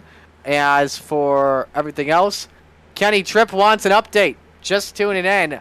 And he's calling us kids. Who are you calling kids, man? We're grown men. I'm older Anyway, than all of you. Shut up. Yeah. I'm going to go yell at clouds now. You children go play. Absolutely. So here's what has happened so far today. We've had 4 yellows in this race before reaching the halfway point. The first yellow came out on lap 1. We then had a long run. And then in our first cycle of green flag pit stops, Turpin and Bronson didn't pit yet before the second yellow came out. So that is, and it's pretty much been a race for everyone else trying to get back on the lead lap. Now It's kind of been helping with the yellows coming out too. Go ahead, Doug. Look, the question here is going to be, how many of these guys, once this thing gets back green, are going to stretch that fuel as far as they humanly possibly can? And then from there, the next question being, how many of these guys are going to end on the lead lap here? Because every caution we lose, a couple of guys go a lap down here because they have to pit before Luke Turpin or Jonathan Bronson do. So we could see, we've seen it before, that we only have 4 or 5 cars finish on the lead lap, so there's no telling what could happen here. Absolutely. This is interesting as well. Greg Halls is in second position. He pitted on lap 126. I think as the yellow came out, he was entering pit road. That could definitely come into play. Somebody could time getting on pit road consistently right as the caution comes out. That would be the guy I'd call for the winner. Kenny Tripp saying he thinks Bronson's going to come up short and Turpin's going to pull off the win here. All right, so the top 5 now are restarting together. Luke Turpin, Jonathan Bronson, row 1. Austin Edwards, Greg Hulls, row 2. Then you've got Jonathan Bronson in the 5th position. Kyle Bartels, couple of rows back. He restarts in 6th. Zach Edwards behind him, 7th. Jonathan Schwartz in 8th.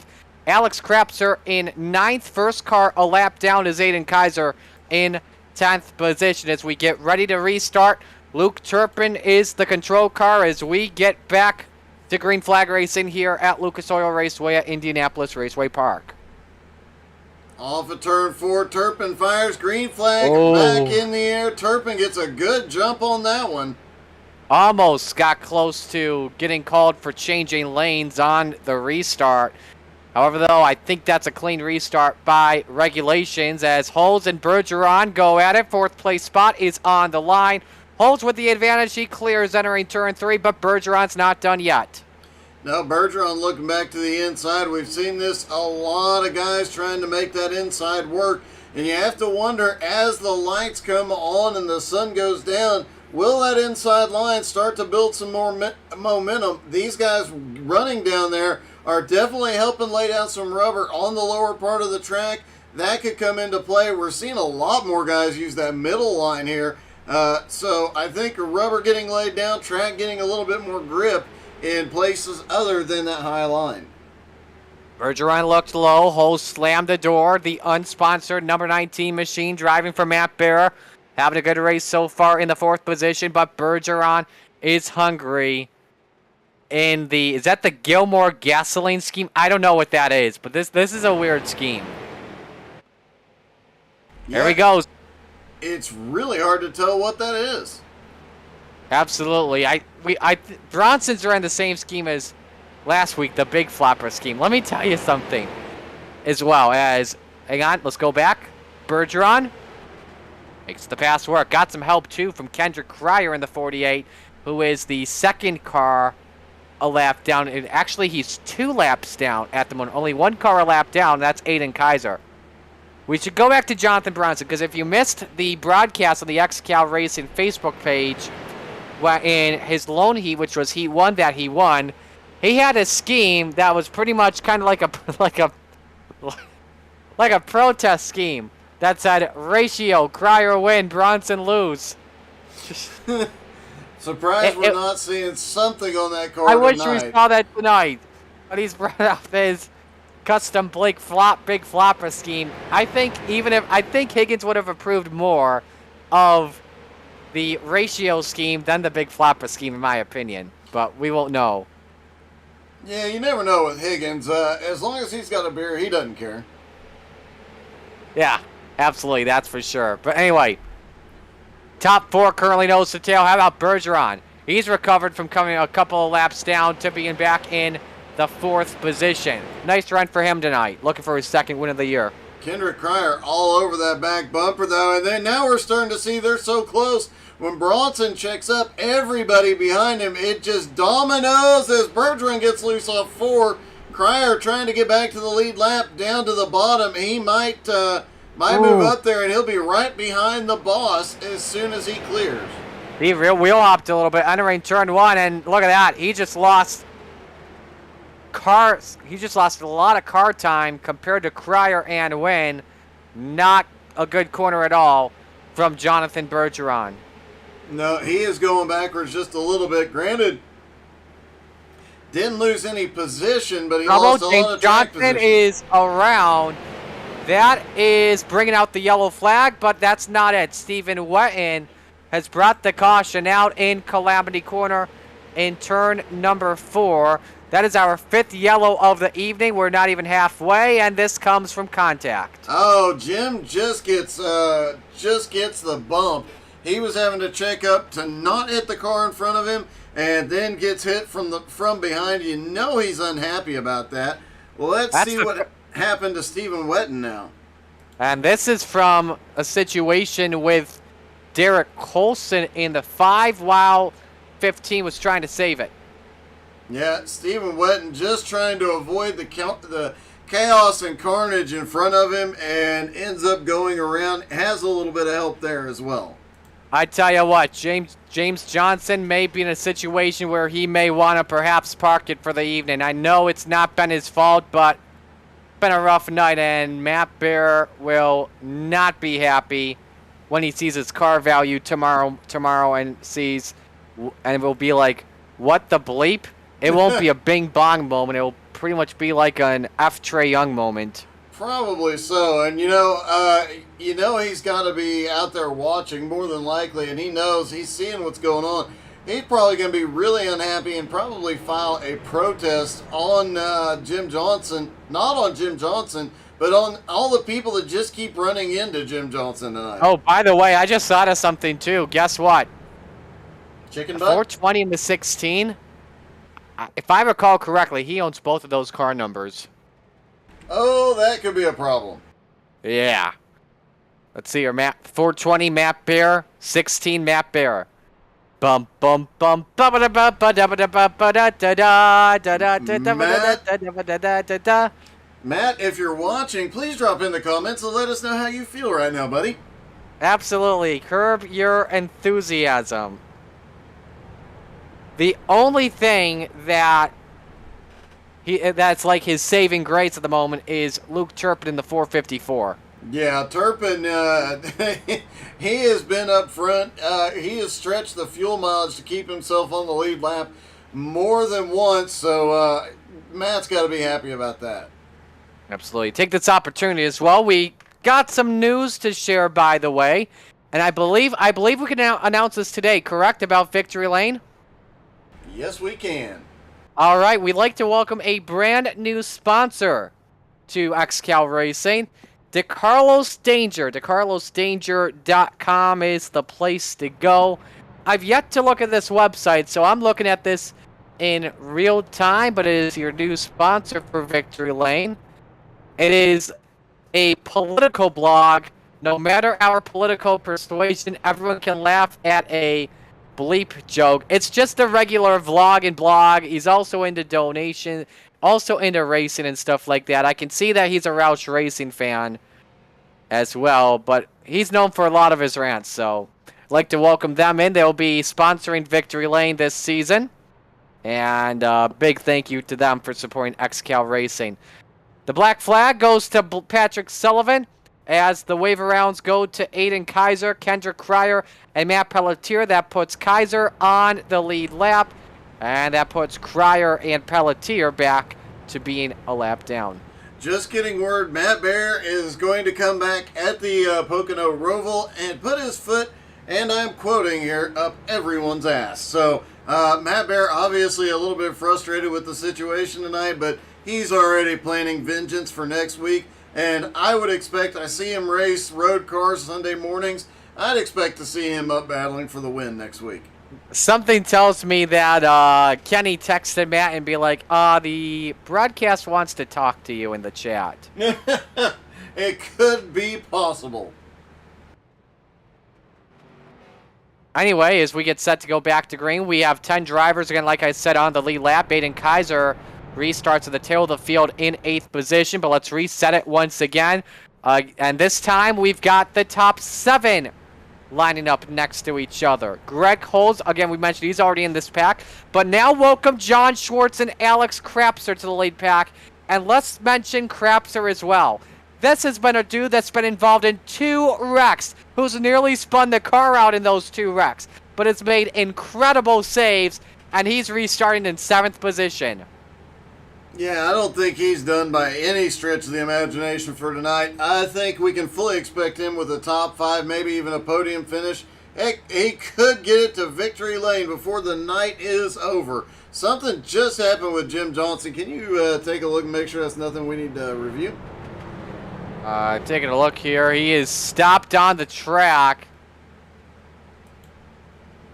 The engine has blown up, I believe. Oh, no. He's out of gas. No, I doubt he's out of gas. I think Jim's night might be over. Bit of a heartbreak. Sorry, Jim. I was rooting for you, buddy, as always. He is stopped down on the apron. Oh, nope. He's letting the people by. Oh, okay. As we get the green flag. But that may lead to a penalty for a lot of drivers, but we're back to green. Luke Turpin on the outside. He holds serve with Austin Edwards, Bronson, Bergeron, Schwartz, the top 5. Greg Holtz currently in no man's land. Alex Krapser trying to look around the outside. Blake Wynn is next to him, and I think, do we have trouble? Nope, we had a stack up. Don Jordan not happy about it, though. But let's focus on the leaders off of 4. Yeah, and while we have a minute, let's help up to the XCAL blimp showing our shots for tonight. Definitely you get to see all the track, all the battling, and it looks kind of awesome from up here as they go around. You get right now seeing most of the back straightaway up close and a lot of 2 and 3 wide racing out there. You know, we have Higgins the XCAL spotter pack. However, though, we should get Higgins the XCAL blimp cam. I don't know. Give a shout out, by the way, while we are at it, too, at Select Tracks. Who makes your track cameras? Oh, yeah. Track Cams for Gourmets doing an awesome job with, we'll have a lot of new cameras coming. Caution. And then we'll have a caution. Now we've got a car that's stopped. This is a carnage night tonight, a carnage fest tonight, as Andrews got Colson. Yeah. And Gratz also involved. Yeah, it looked like Andrews tried to save it after getting into Colson, just couldn't. Both of them into the wall, but it looks like Andrews got the worst of that one. Absolutely. This is a yikes full a night. Hey, that's good for evening. sure. Good evening, Russell. You tuned in just in time, buddy. Yeah, really right in time to see cars now pace at 50 miles an hour. And let's see, the leaders last pitted on lap 142. We're on lap 152. I don't think we see any of these guys go to pit road. I do think we'll have guys like Luke Turpin. They're going to be clutching it or pacing in fourth gear. Absolutely.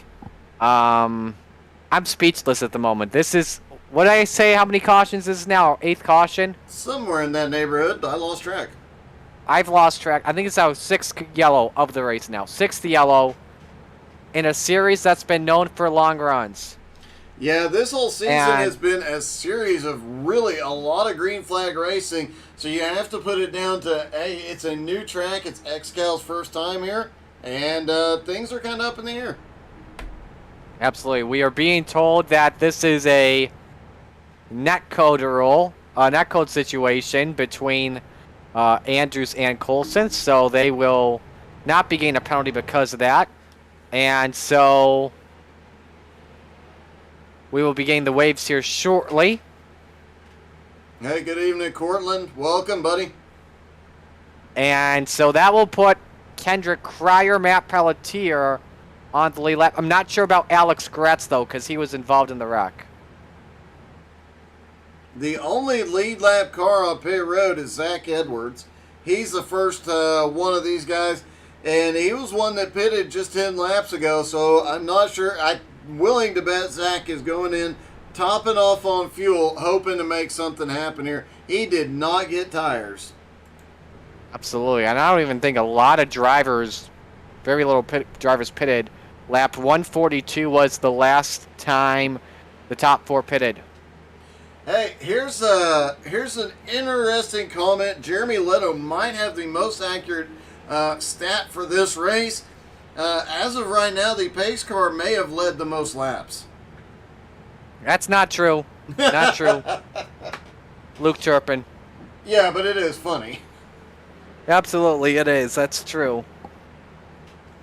So the waves belong to Kendrick Cryer, Matt Pelletier, and Alex Gratz. So they'll get back on the lead lap and have to restart at the rear of the field. And this should put as well Aiden Kaiser, Kyle Bartels, and Zach Edwards with this pack. So we'll have 10 cars restarting next to each other amongst the leaders. As we come back to green, they're sorting everything out. I see Zach Edwards, Kyle Bartels, Aiden Kaiser making their way up with the leaders. Things about to get a bit dicey out here. I'm wondering, Joe Poole asking if we're playing bumper cars out here tonight. It's kind of getting like that. Seeing a lot of guys, patience we talked about early on, kind of disappearing. A lot of guys using a lot more bumper than what you'd expect at a track like this. Absolutely. So we're double wide, as we should be getting green flag about a lap from now. Austin Edwards restarting on the high side, and he has been all over Luke Turpin the last couple of green flag runs. Could this be the moment Austin goes up to the lead and begins his win streak for this year? So we're set to go back to the green flag. Let's reset the field. Luke Turpin, Austin Edwards, that is row 1. Jonathan Bronson, Jonathan Bergeron, row 2. Row number 3, oh come on, another Jonathan? No offense to him, because I like him. Jonathan Schwartz and Alex Krapser. Row 4, Greg Holes, Aiden Kaiser. And row 5, Kyle Bartos and Zach Edwards. Again, those 3 waiver rounds restarting at the tail of the field. Kendrick Cryer, Matt Pelletier, and Alex Gratz. We're set to go back to green. Turpin will put 158 up on the pylon this time by. He fires it in the restart zone. Back to green. And it's just worth noting, Team Jonathan is 3rd, 4th, and 5th on the restart. So you have to wonder if the Jonathans work together, what would happen. Here we go. Austin Edwards, diamonds the corner, looking for the lead. He's been so good on the low side today. Let's see if this works in 3 and 4. He can't. Trouble behind them. Mike DiCarlo has gone around along with Devin Landry. They were in the inside wall on the grass. No caution. We stay green, though. Well, let's take a look at what happened with these two drivers. Off through 1 and 2 they go. Looks like Don Jordan got the wall up high right above Jim. Oh, the 31 just snapped loose off the turn, goes around and collects the 82 in the process. A rough night for some of these drivers. And it does look like that we're not seeing these cars as loose as they were earlier on. As the lights go down on the track, has a little bit more grip, probably cooled off a bit. And yeah, these guys are going for it. Absolutely. Don't need to ask Bob Pockris. IRP has lights. So, as you continue to watch the leaders, all, again, staying up on the high side, something a lot like we saw at the start of the race. Very patient at the moment. Let's find another good battle here. We'll go back to 22nd as PDJ Zeller looking inside on Nicholas Seams. Yeah, a little bit of side-by-side as PDJ Zeller now up into 21st.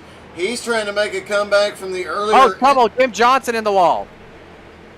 He's good. We stay green. Jim not having a good night at all.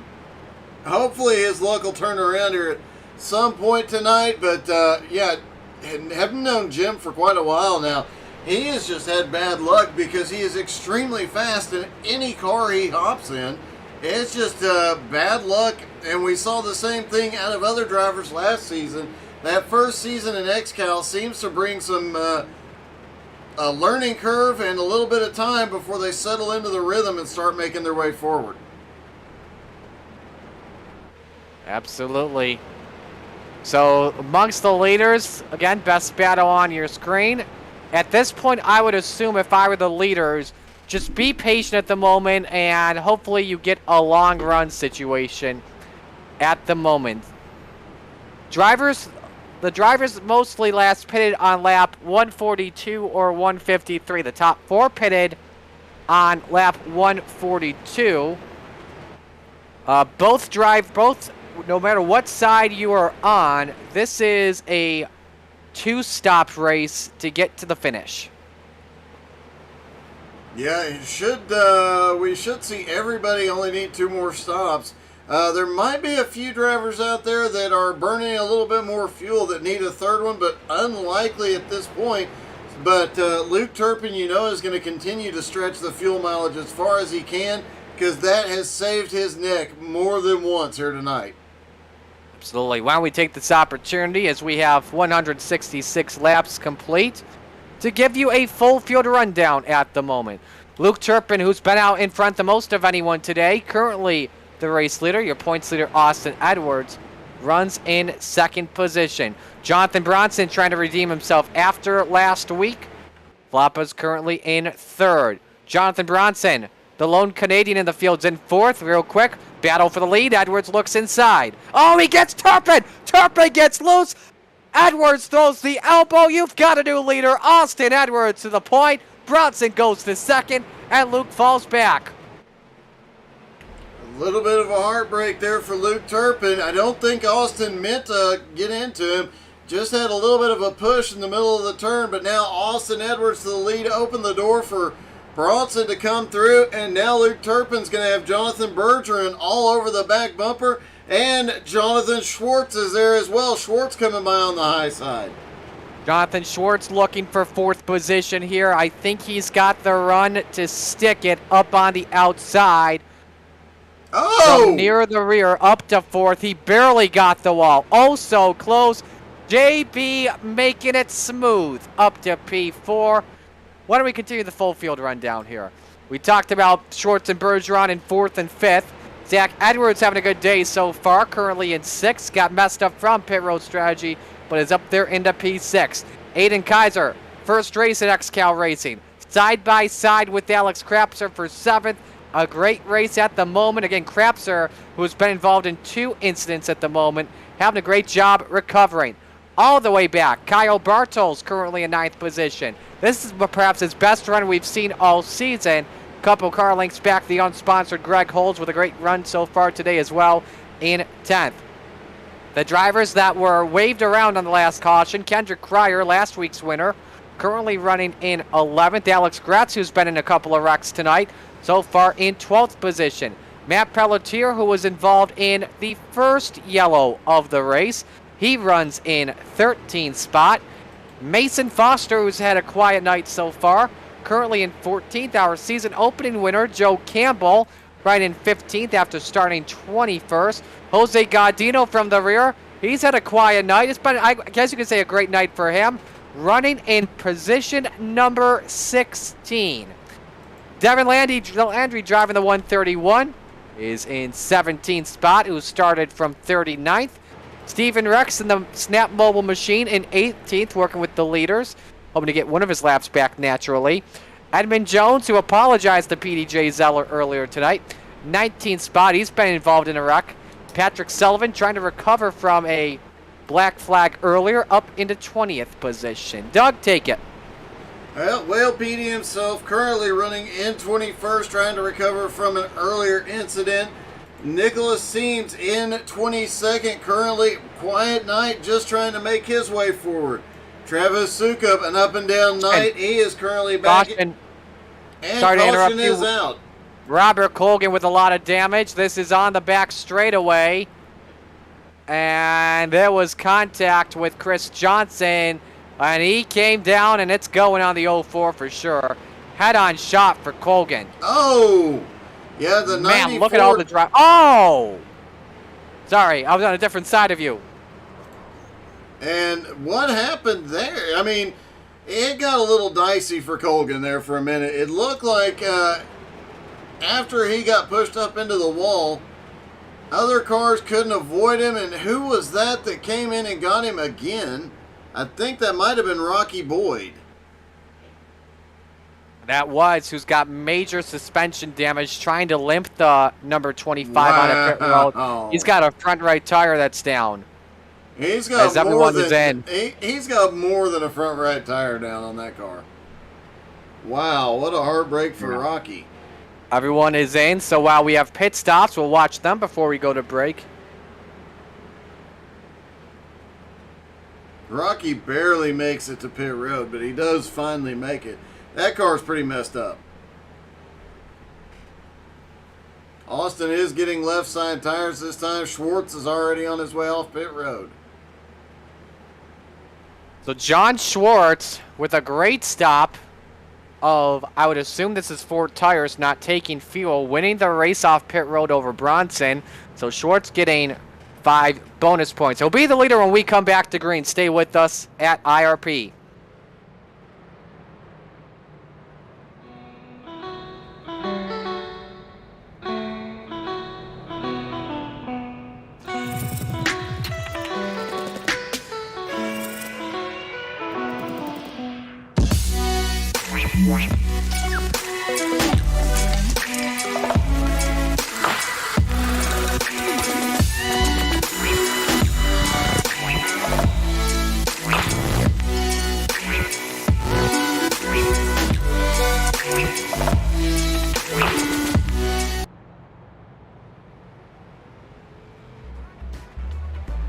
Howdy, partner. This here's Higgins, the XCAL super fan. Howdy, partner. This here's Higgins, the XCAL super fan. This race promises to be a doozy, so I'm getting loose. Howdy, partner. I'm so excited for next week's event that I'm shaking. Totally different shakes. Howdy, partner. You're watching XCAL Racing.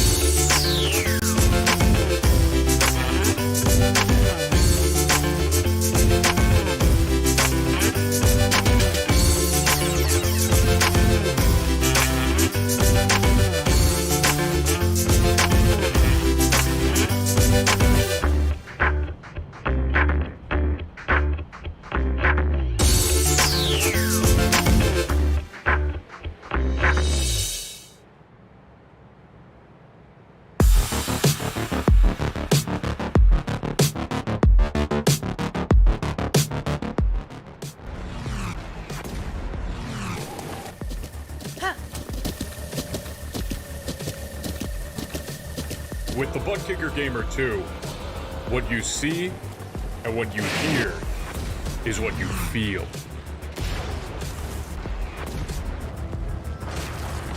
Butt kicker. The future is feeling.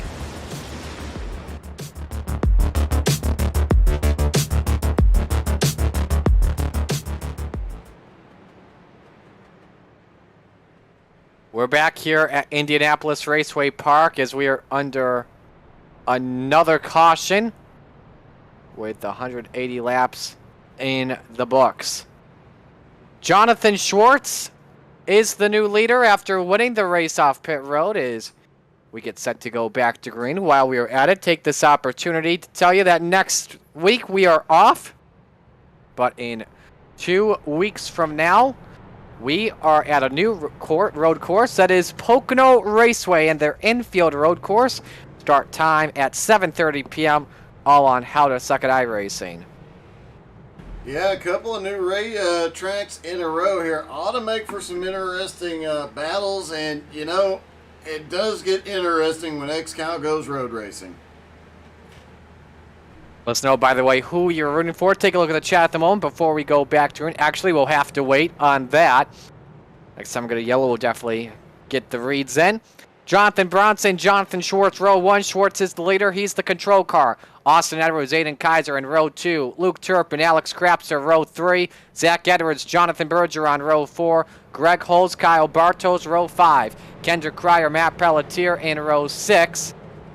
And then it's Mason Foster, Joe Campbell in 13th and 14th. Johnson got the black flag. Alex Gretz, Edmund Jones, PDJ Zeller with the waves. Back to green.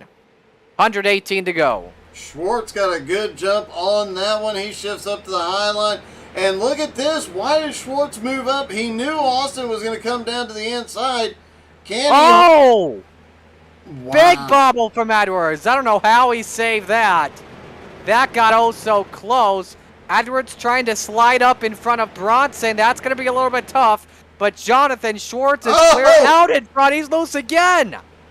Austin slinging that back end everywhere here in this restart. Definitely trying to get everything he can. Meanwhile, while Bronson's having to watch Austin Edwards in front of him, Luke Turpin has looked down to the inside a couple times. Turpin in 4th position. Leaders all pretty much single file. Battle for position, though.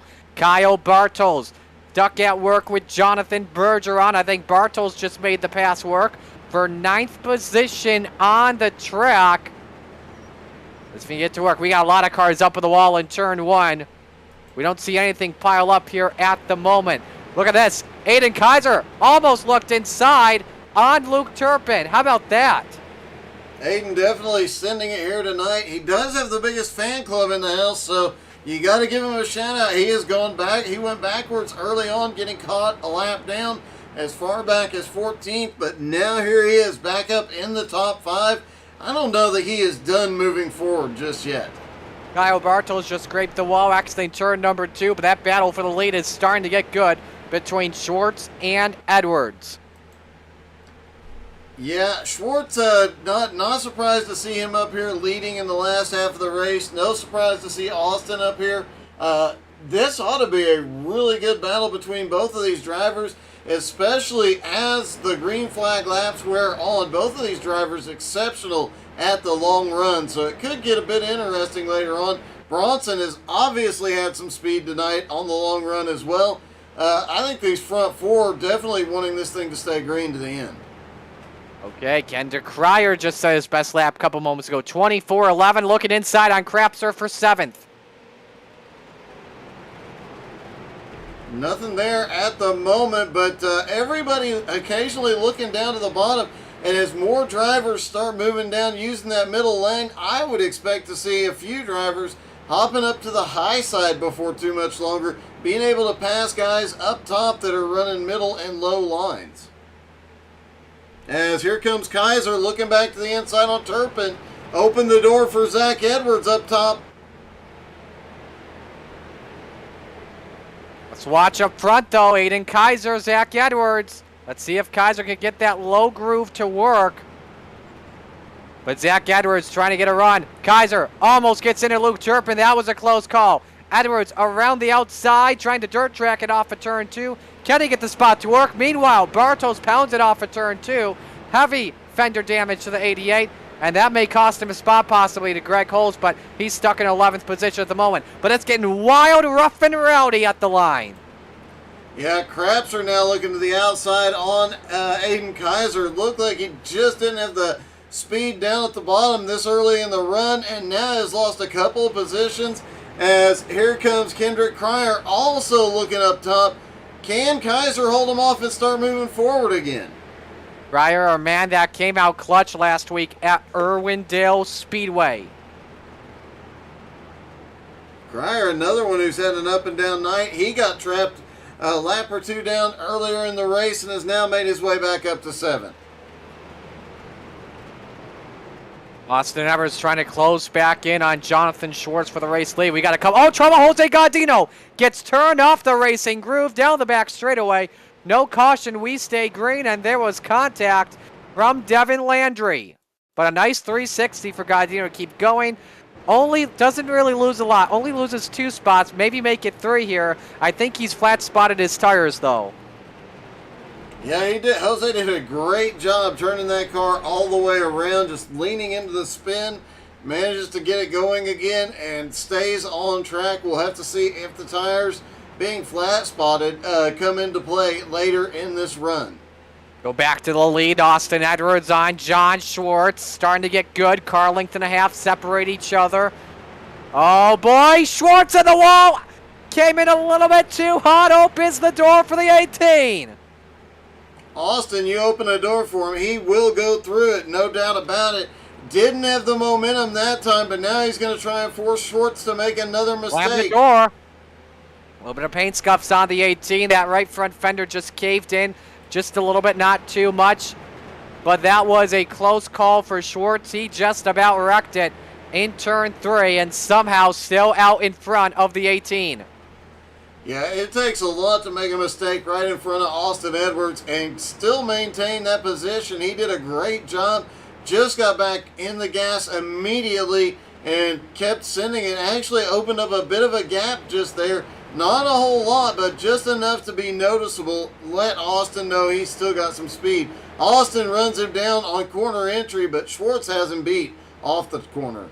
I tell you this, Mason Foster has brought his 96 machine into pit lane.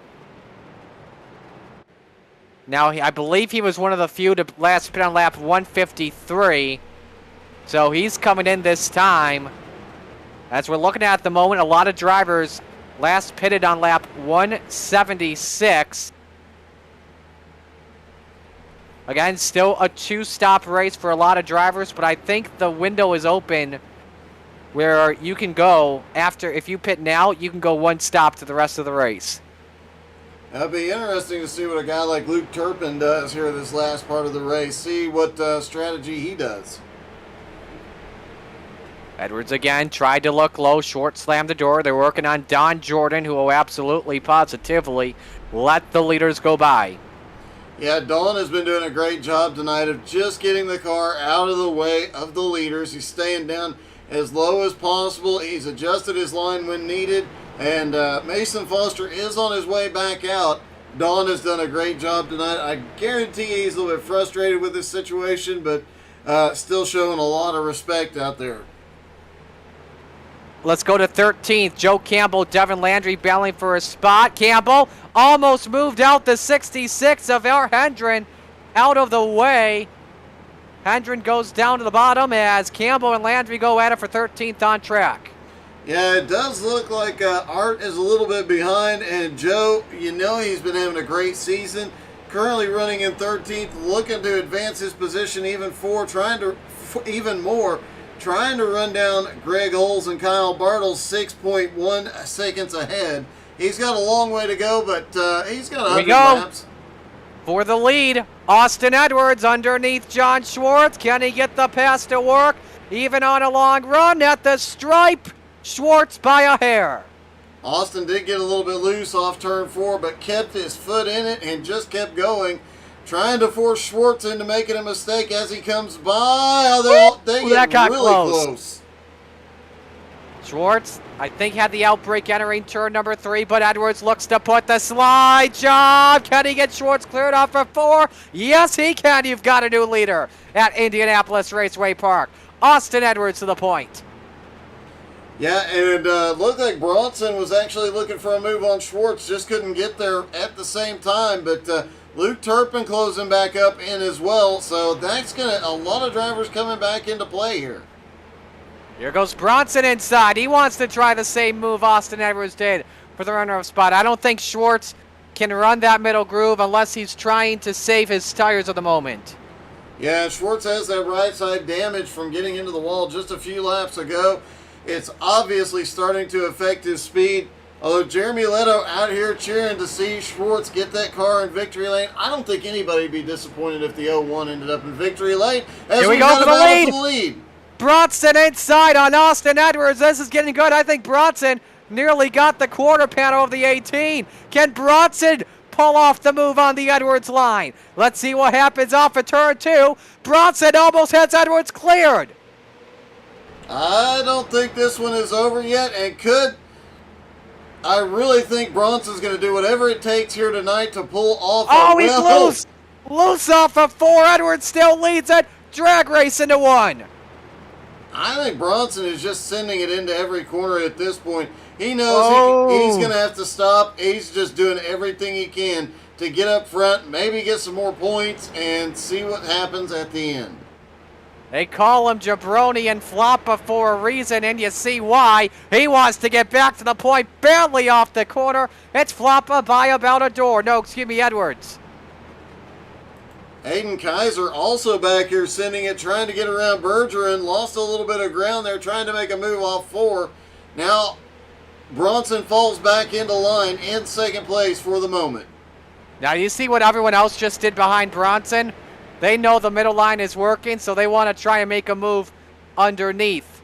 Zach Edwards almost thought about looking to the bottom. Let's take a look from our XCAL aerial view as you watch the battle for the race lead. It's definitely getting a bit dicey out there, and do I see a couple of drivers out there starting to have some connection issues later in the race. Floppa's one of them.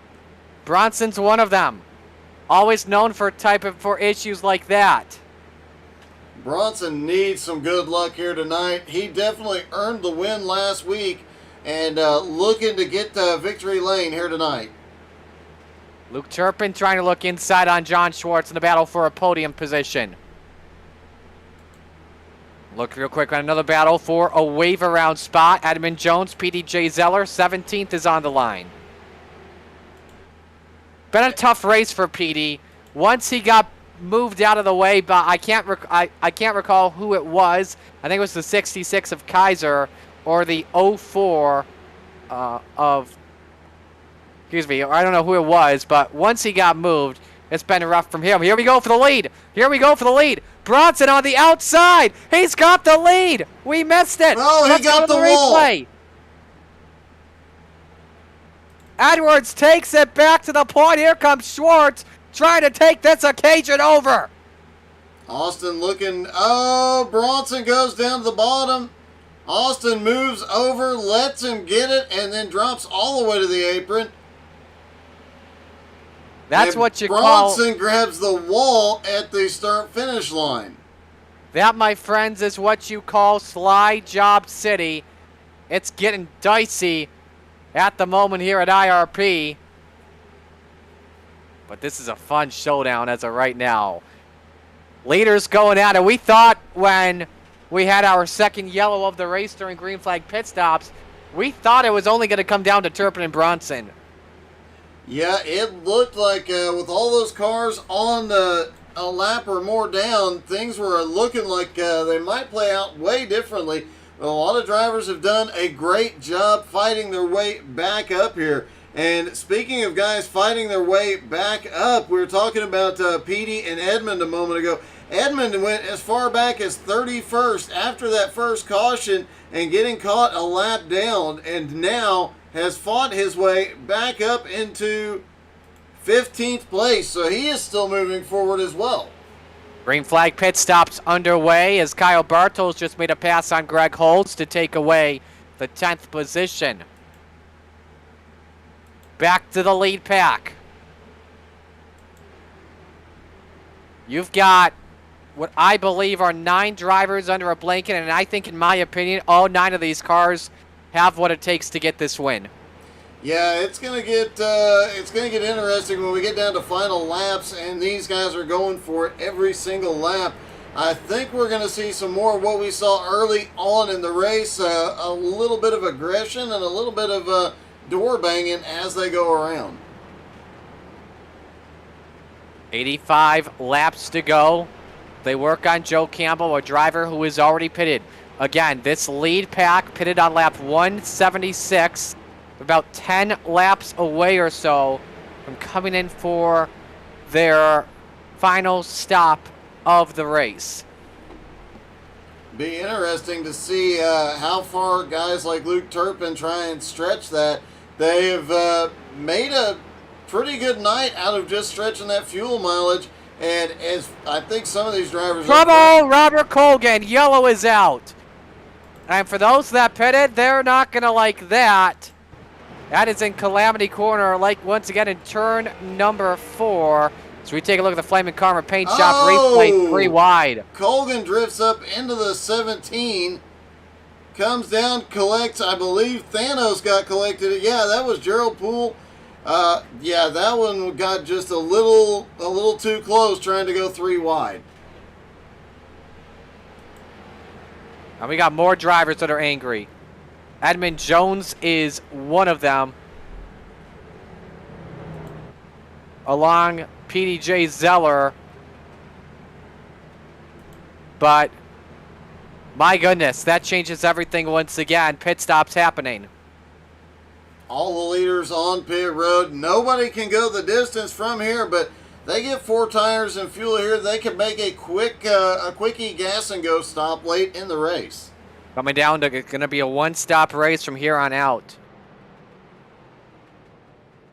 So let's see what happens. Who's going to win this race off of pit road? Looks like it's going to be a close one between Austin and Luke Turpin. Austin's down first. Just getting every ounce of fuel. It is Bronson. Picks up 2 positions. Excuse me, 1 position in the race off pit road. Schwartz goes down to 4th. Turpin picks up a spot to 3rd as everyone comes on out. So it's Bronson that'll bring the field back to green with under 80 laps to go when we see the restart. We'll pause here and step aside. Stay with us here at IRP.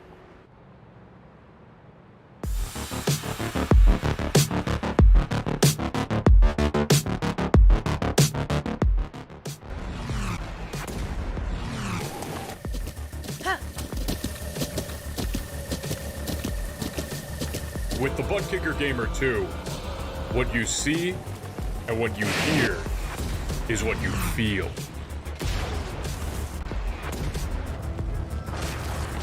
Butt Kicker. The future is feeling.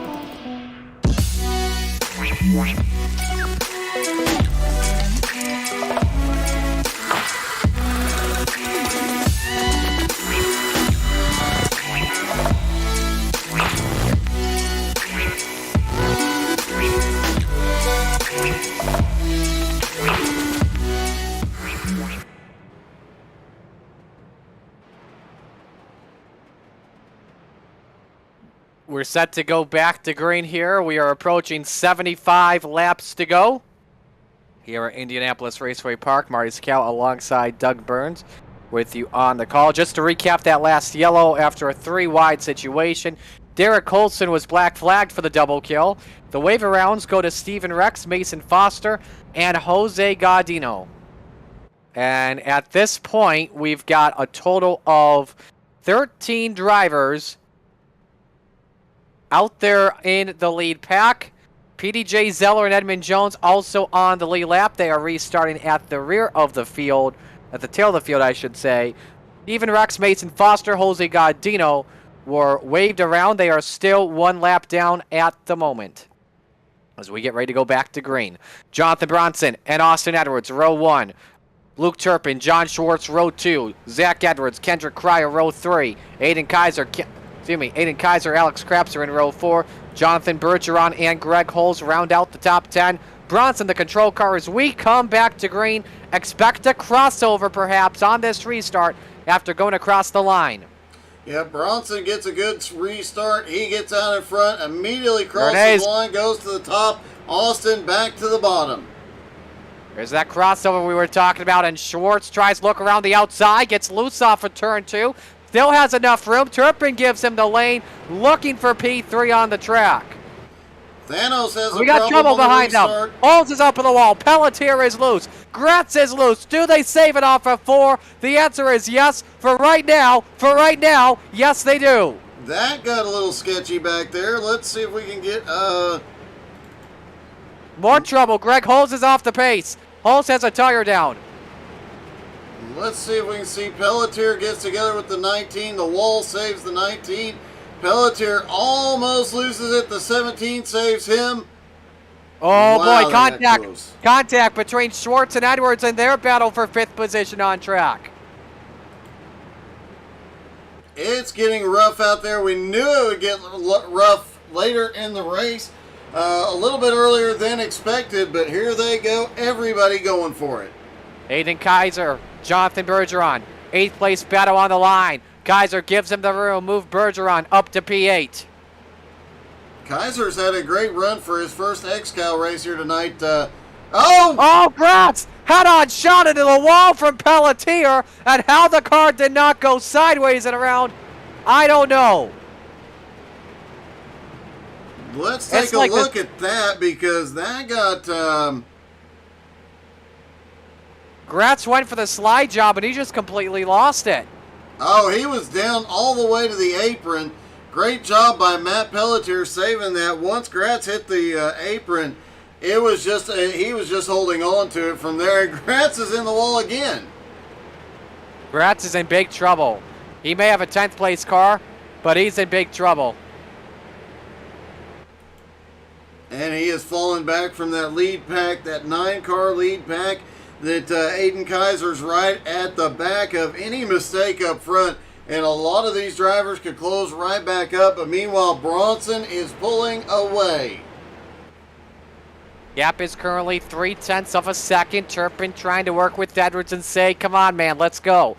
Now, remember, during our last run we had, the middle groove was a lot better, especially on the long run. You see Schwartz tests it out, trying to look on Kendrick Cryer for position, and makes contact with Zach Edwards. A little bit close as the 6 should get the spot up to 5th.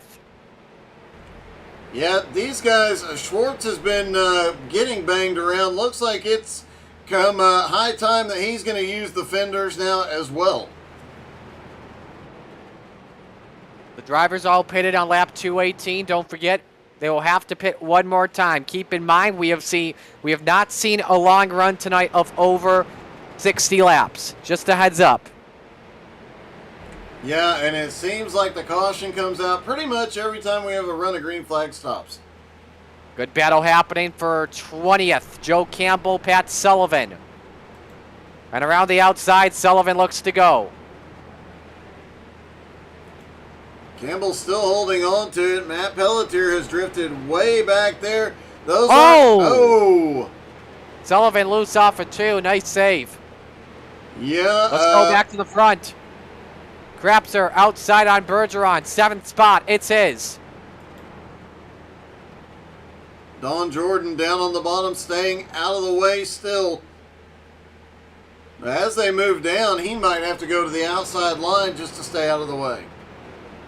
Possibly. Who knows? Schwartz nearly gets up into the wall trying to race Zach Edwards for 5th position. Again, a 9-car freight train at the moment as Bronson tries to open the gap up. Was 600ths quicker than Edwards last time by.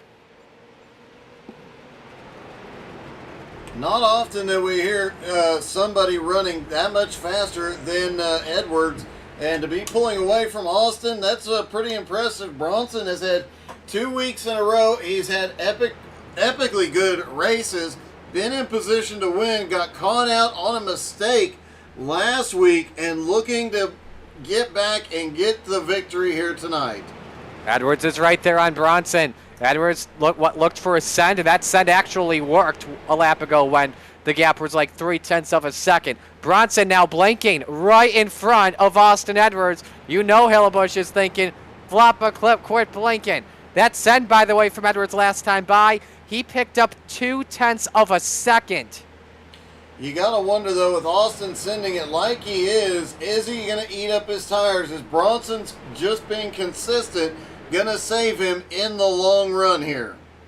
Oh, trouble. Steven Rex in pit road, and he was turned. Nope, he came in and lost it all by himself. Got in the marbles. Yet to see that as he sent it into the pits. PDJ Zeller also in the pits. Go ahead. He did lose it on the way in, but manages to get down to pit road speed right and more trouble. More trouble at the start-finish line. Brad Ebel has spun the 60 machine out, and this was all by himself. Is he just going to stay there or what? Like, Ebel, don't even ask for a caution. Don't even try and drive back on the racetrack. It ain't worth it, dude. Now he finds a way to get going. No offense to Don and no offense to Brad at all. But, I mean, it's been a rough night for Ebel. He's currently in 30th. In this situation, doesn't look possible that you're going to pick up many spots. I would just get a tow that moment if you can't find a way back out there. Because if you try and drive your car back out there, you could be causing a yellow. Yeah, this late in the race, you definitely don't want to be the guy that brings out a yellow, causes somebody to lose the race, and you definitely don't want to be the guy that causes Bronson to lose this one. 60 laps to go, and again, Bronson leading, looking for his first career XCAL victory. And oh my goodness, he has come oh so close many times. Let's flash back to last season. Lanier was one of those tracks, but he's stuck in a battle for the lead. Lanier was one of those tracks. He came across the checkered flag in first position, but on the final restart, he changed lanes just enough for race control to give him a black flag. It was a tough call, but Bronson was black flagged because of it. Look back to last week at Irwindale Speedway. He was the leader controlling the pace. Race control said he was at a mile an hour under the minimum pace he had to be. But guess what? On iRacing, he was set at 32. Bronson loses the win once again after leading the most laps in that race. Now he's leading, but he's got a challenge from Edwards for the lead with under 60 to go. I don't think, we see Edwards get to the inside. He is not the kind of guy that's going to drive rough. He's going to try and get the win clean. If he can't, he'll back out of it. But, man, they are cutting it very close every time he gets the nose in. Absolutely. I believe that's another battle happening behind them, perhaps. That's Alex Gretz. No, he's side by side with Blake Wynn. Wynn currently in 27th on track, but still been right in the front. But a battle happening for 17th still. The Sullivan-Campbell show continues with part 2 as they're battling for position. Campbell on the radio saying, Pat, come on, just let me go. And looks like he finally... He's for the lead, though. He's for the lead. Edwards Slide job? Yes. It doesn't look like it's over. Bronson looked down to the bottom for a moment, couldn't quite get there. And Bronson losing time. Perhaps Edwards has a better car on long run speed. Edwards on the short run, perhaps. Would you agree? Definitely so, but we'll have to wait and see how this plays out because Bronson has had some long run speed here tonight and managed to hang with everybody up front. We'll see, and fuel mileage could become a question mark here. Now Luke Turpin looks to the inside. Caution, though, is out. Has to be our 10th caution, and guess what? It was Sullivan and Campbell that were racing each other, and guess who's not going to like it? The 63 of Joe Campbell. Let's rewind just a little bit. It looks like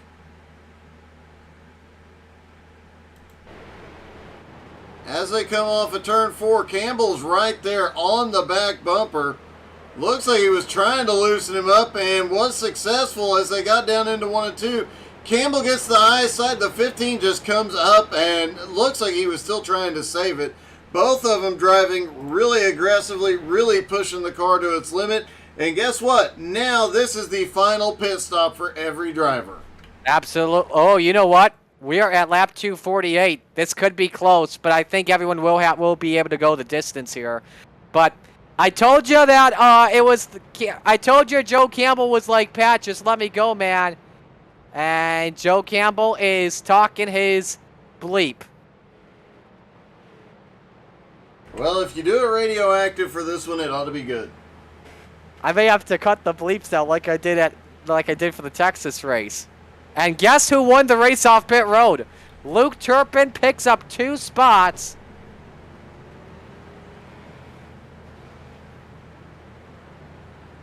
And wins the race off of pit road. So, while we are at it, let's step aside and we will go to commercial break here. And when we come back, we are going to take you to the finish. So stay with us here at Indianapolis Raceway Park.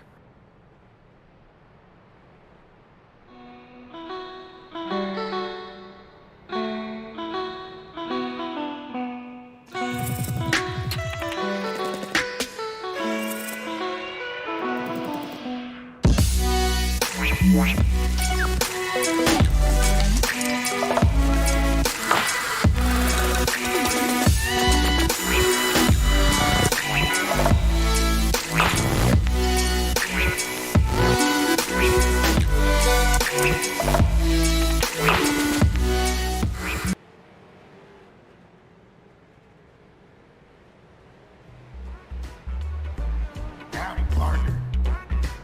This here's Higgins, the XCAL super fan. Howdy, partner. This here's Higgins, the XCAL super fan.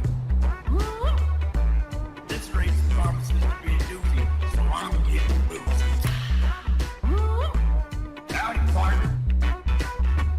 I'm so excited for next week's event that I'm shaking. Totally different shakes. Howdy, partner. You're watching XCAL Racing.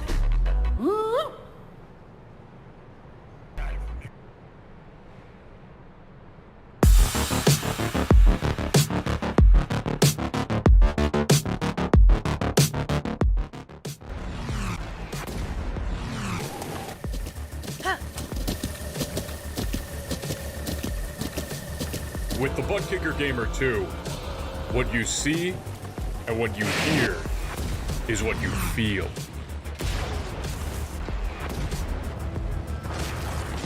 Butt Kicker.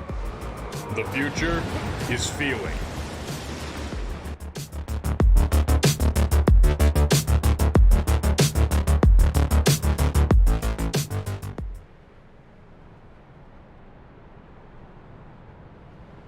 We are back here with 50 laps to go at Indianapolis Raceway Park. Give this opportunity to give you a full field rundown. Actually going to do it quickly here as we've got a restart coming up here. So, Doug, take the top 20.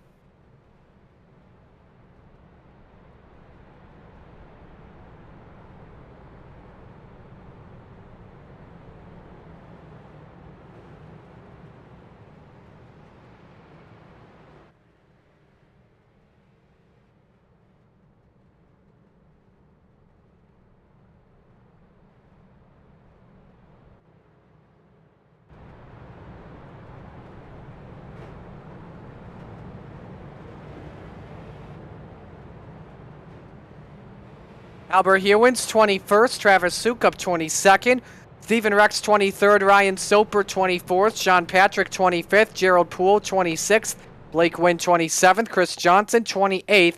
Art Hendren, 29th, and Pat Sullivan is 30th. John Friley, 31st, 32nd. Derek Colson, 33rd. Mike DiCarlo, 34th. James Johnson, 35th. Brad Ebel, 36th. Joe Campbell, 37th. Stephen Wetton, 38th. Don Jordan, 39th. Rocky Boyd, 40th. Sean Andrews, 41st. Austin Brooks, and 42nd is Jake Sylvia. We've got 7 drivers out of the race, I want to say. 35 are still on the track. Turpin, the control car, picked up 2 spots off the final pit stop as we're ready to go back to green with 47 laps to go. And apparently I had myself muted for the top 20. My bad. You're good. Don't worry. I could hear you at least. Yeah, they couldn't. Luke Turpin shoots out front. Now Bronson looking low. He's got the run. Edwards all over the back bumper. Oh, Turpin! Too much of a side. Bronson throws the elbow at him. Here comes Edwards. We're 3 wide for the lead with 46 to go. Edwards cuts it back, but Bronson, I'm surprised he didn't take too much of an advantage of it. They're still side by side, though.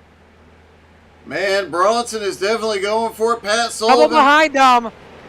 That's Chris Johnson in the 04. No yellow will stay green. This is for the lead. Mike DiCarlo has also crashed it. Pat Sullivan drops. Oh, he just gets loose off turn 4.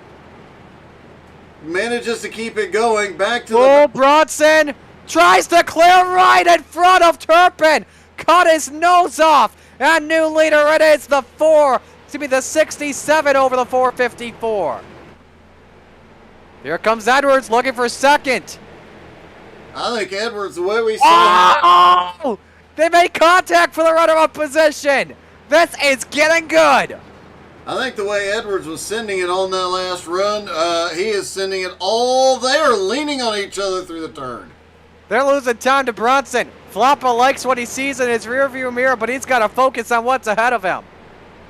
It's getting really racy out there. Austin definitely still sending it every inch of this track. They know they're not coming back to pit road. They've got what they got to the end of this one, and they are going for it, every inch of it. If you're Alex Krapser watching this from behind, you're just waiting for the mistake that's going to allow you to jump to second place. Absolutely. What's he going to do? Is he going to go on the outside, work with Turpin, or does he want to walk the bottom with Austin Edwards? Looks like that everybody behind is kind of... staying up top. Austin has been able to run that bottom line all night and make something happen. Now he's kind of forcing the issue just a little bit, coming up, running a little bit higher in the corner, forcing Luke to move up the track a little bit. He tried to slide it up there, and it doesn't work. Jonathan Bronson, by the way, pulling away by about 1/10.5 a lap. He just set his best lap today with a 24:07. Nice run for him, by the way. Speaking of fast laps, oh boy! Edwards cuts the nose off of Turpin. Turpin crosses it over. Does Krapser want to get in this? Not just yet. Oh, Turpin up the track, and Austin ends up in the wall. Here comes Krapser. Edwards all the way back to the 4th position. Now he's up to 3rd. What does Krapser do? He's stuck in no man's land, or can he hit the sweet spot?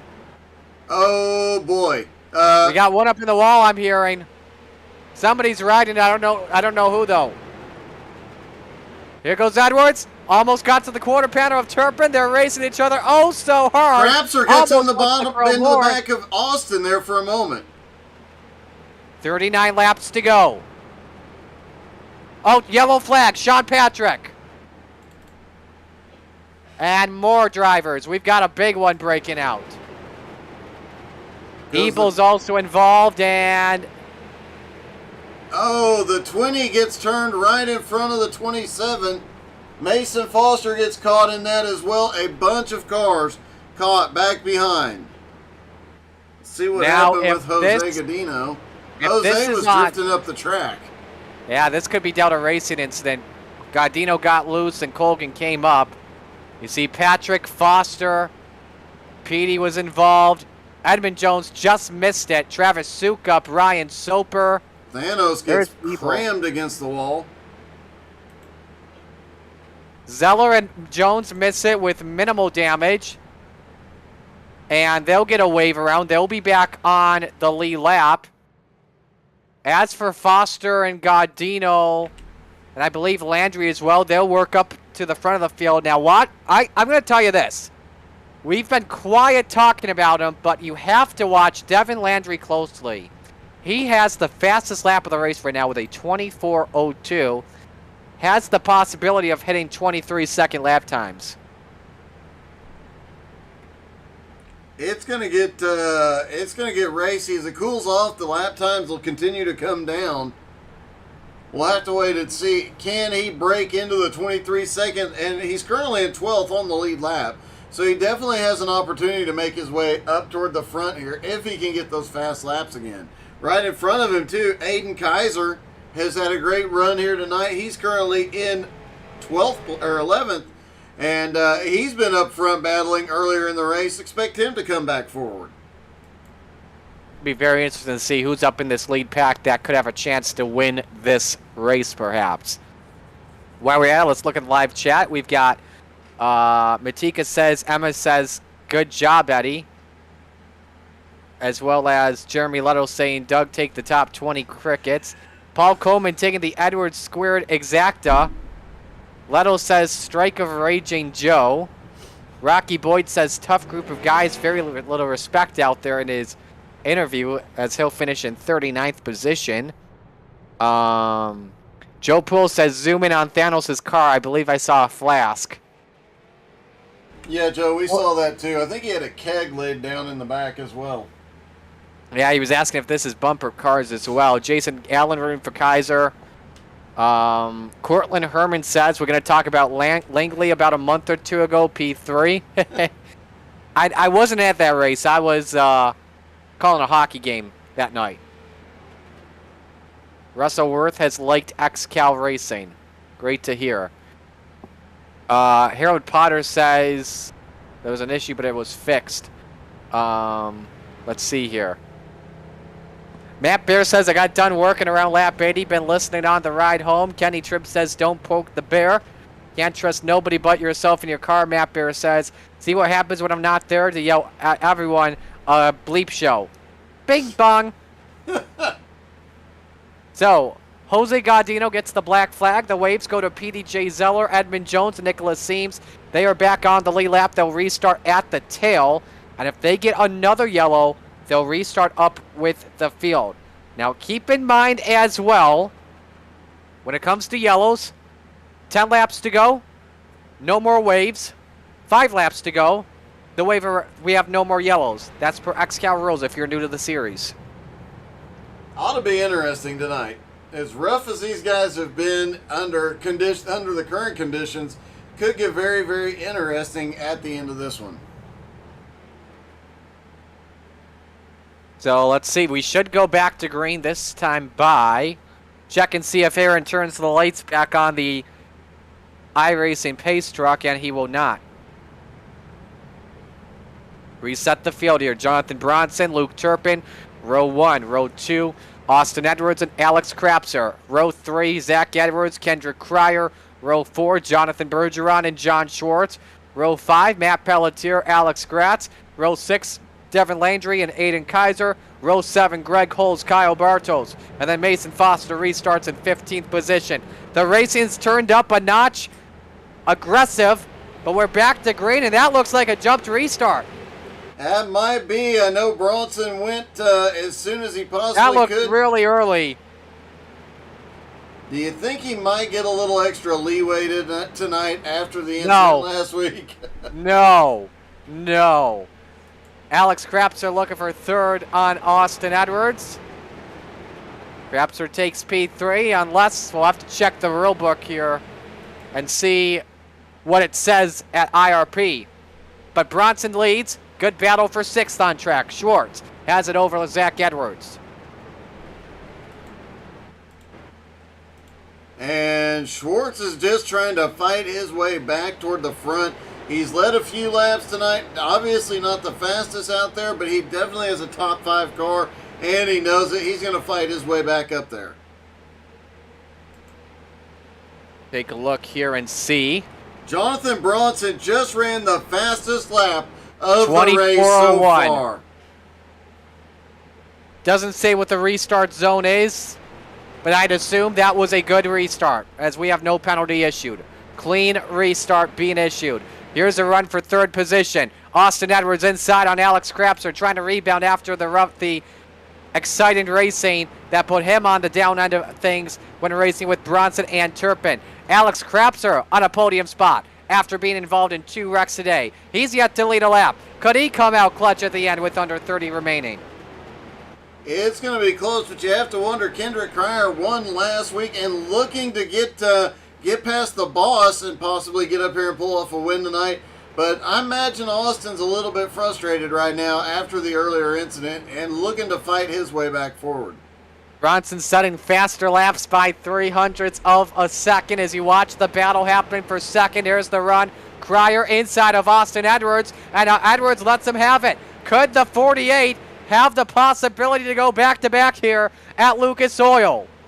You know, I think the last person to go back-to-back was actually his boss, Austin Edwards, last season. Yeah. Who knows what could happen, perhaps. Side by side, Foster making some contact with Greg Holes in the battle for 12th on track. He nearly put Holes up in the wall. He may have actually. Holes has had a rough night. He has been moved, Oh. but so has Mason Oh. Foster. I know Mason's got to be getting frustrated. He's been bumped and banged all night long. Jonathan Bronson has opened his lead just to about a second on Luke Turpin. It's likely that everyone behind him will need a yellow. Here could happen, but first Bergeron has a fight on his hands. Here comes Devin Landry and Zach Edwards on the inside. It's starting to kick in that middle groove. Yeah, Landry's first race in XCAL with the J&S Racing team. He is not disappointed. Currently running in Look at 8th. Schwartz. Major crossover for the 01. Can't get it on the 6 just yet. And the 82 now coming back on the bottom. This is getting to be a lot of fun. Under 25 laps to go. Landry looking on Schwartz. Nearly gets into the quarter panel. It's oh so tight. You know, the other thing you have to think about for tonight is the incident fines. I guarantee you next week's purse is going to be huge. Probably. What is it? This season it's a quarter per incident point. So, yeah, some of these guys have racked up a lot of fees here tonight. Bergeron nearly puts the bumper on Landry in the battle for 8th on track.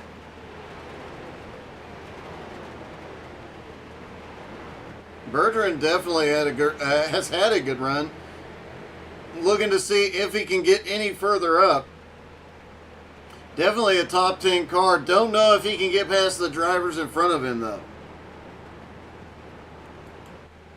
Meanwhile, Jonathan Bronson has extended his lead to 1.2 seconds. Can he get that much-awaited maiden XCAL victory? 21 laps away from finding out. Let's go back and watch some good battles on track. Let's go back to the Kaiser Holzbrewski. Happening for 13th on track. Gotta give props to Aiden Kaiser in his XCAL debut. Right in 14th. I would definitely take that for my first one. Most definitely. You know, when you consider the two rookies have stayed in the top 10, top 15 all night, the owners have to be pleased. Let's go to 7th. Landry inside on Schwartz. He put Schwartz on the wall. There he goes. Is he going to save Fett Oh, Bergeron on my. the brakes? I tell you this, if Bergeron was not on the brakes, we would have had a yellow flag fly, that's for sure. That was an awesome, awesome save from Jonathan Schwartz as well. I don't know how he managed to gather that car up, but great save. He can thank Bergeron for being on the brakes, because if not, he's going around and we get a yellow flag. Amazing car control, and look at Bergeron and Gratz. Trading paint off at 2. Man, these guys are going for it. Less than 20 to go. They know they've got to get everything they can while they can. They've caught back up to Schwartz, and yeah, things are about to get interesting again. Let's go to 3rd position. Cryer inside. Crapser. Bottom step of the podium on the line. Doesn't work inside for the 48. Kendrick looking for anything. Caution is out. Oh, boy. Foster has spotted in turn number 3. Oh, no. Joe Campbell, his teammate, gets involved. Oh, my goodness. There will be hysterics behind closed doors after the race. Mason bounces off the wall, gets into the 17 car, holds it up on the outside wall for a moment, and as soon as he gets going, he gets the boss. Oh, Mason. Yikes, that's not going to look good at all. I Right there for guarantee sure. you that Joe Campbell's probably having words with his driver right now. Absolutely, that's for sure, and that's going to cost Campbell a really good finish. What a shame. Campbell, the season he has been having has been nothing short of astounding, considering how rough of a season he had last season. The comeback, winning the season opener, being in contention every single week. Now to have this happen here, that's got to be heartbreaking, and you know he's angry. Absolutely, those were two cars that were looking inside the top 15. But now we go to the front of the field. A 1 second lead for Jonathan Bronson has been extinguished. What are you thinking here if you're Bronson? Crap. There is, yeah, there's a lot of pressure here for Jonathan Bronson. He's Always got to make sure, there's a lot of things he's got to do. Number one, don't mess up this restart. That's for starters. And then number two, you got to try and hold off Luke Turpin, Alex Crapser, and company, because you know there are going to be a whale of a lot of slide jobs coming at him. You know, I think if he can keep Turpin behind him, he'll be good to go. I think Turpin will act as a pick as everybody else gets there. And as long as he can get a great restart, get up front, keep Turpin behind him, and make everybody fight with Turpin, he can pull away again. This yellow as well also helps out PDJ Zeller and Edmund Jones. They get to make their way to the lead pack. So they could have a chance at winning this race, but they'll obviously be mid-pack in rows 7 and 8. They've been following each other this entire race. We've got a split penalty coming up, a racing incident. Nope, we got two separate penalties. One to Mason Foster. He gets the black flag for getting his boss and Joe Campbell afterwards. Alex Gratz gets an EOL penalty because that is being determined as a racing incident. The waves should go to Nick Seams, Jose Gaudino, and Robert Colgan, and those likely will be the final waves of the evening. Yeah, by the time they go green again, we'll have less than 10 to go or be right at the 10 to go mark. Once we have 5 to go, no more caution, so you got to wonder, how hard are these guys going to push it? Some of them are going to be wanting that caution to help have a chance to close the pack back up, but some of them are really, like Jonathan Bronson, want this thing to stay green. Now if you're Jonathan Bronson, what are you thinking? Remember the last restart was deemed a clean restart. He fired as early as he could and caught Luke Turpin sleeping. Do you think Turpin expects that again? I think Turpin's going to expect anything. I think he's going to be ready for it.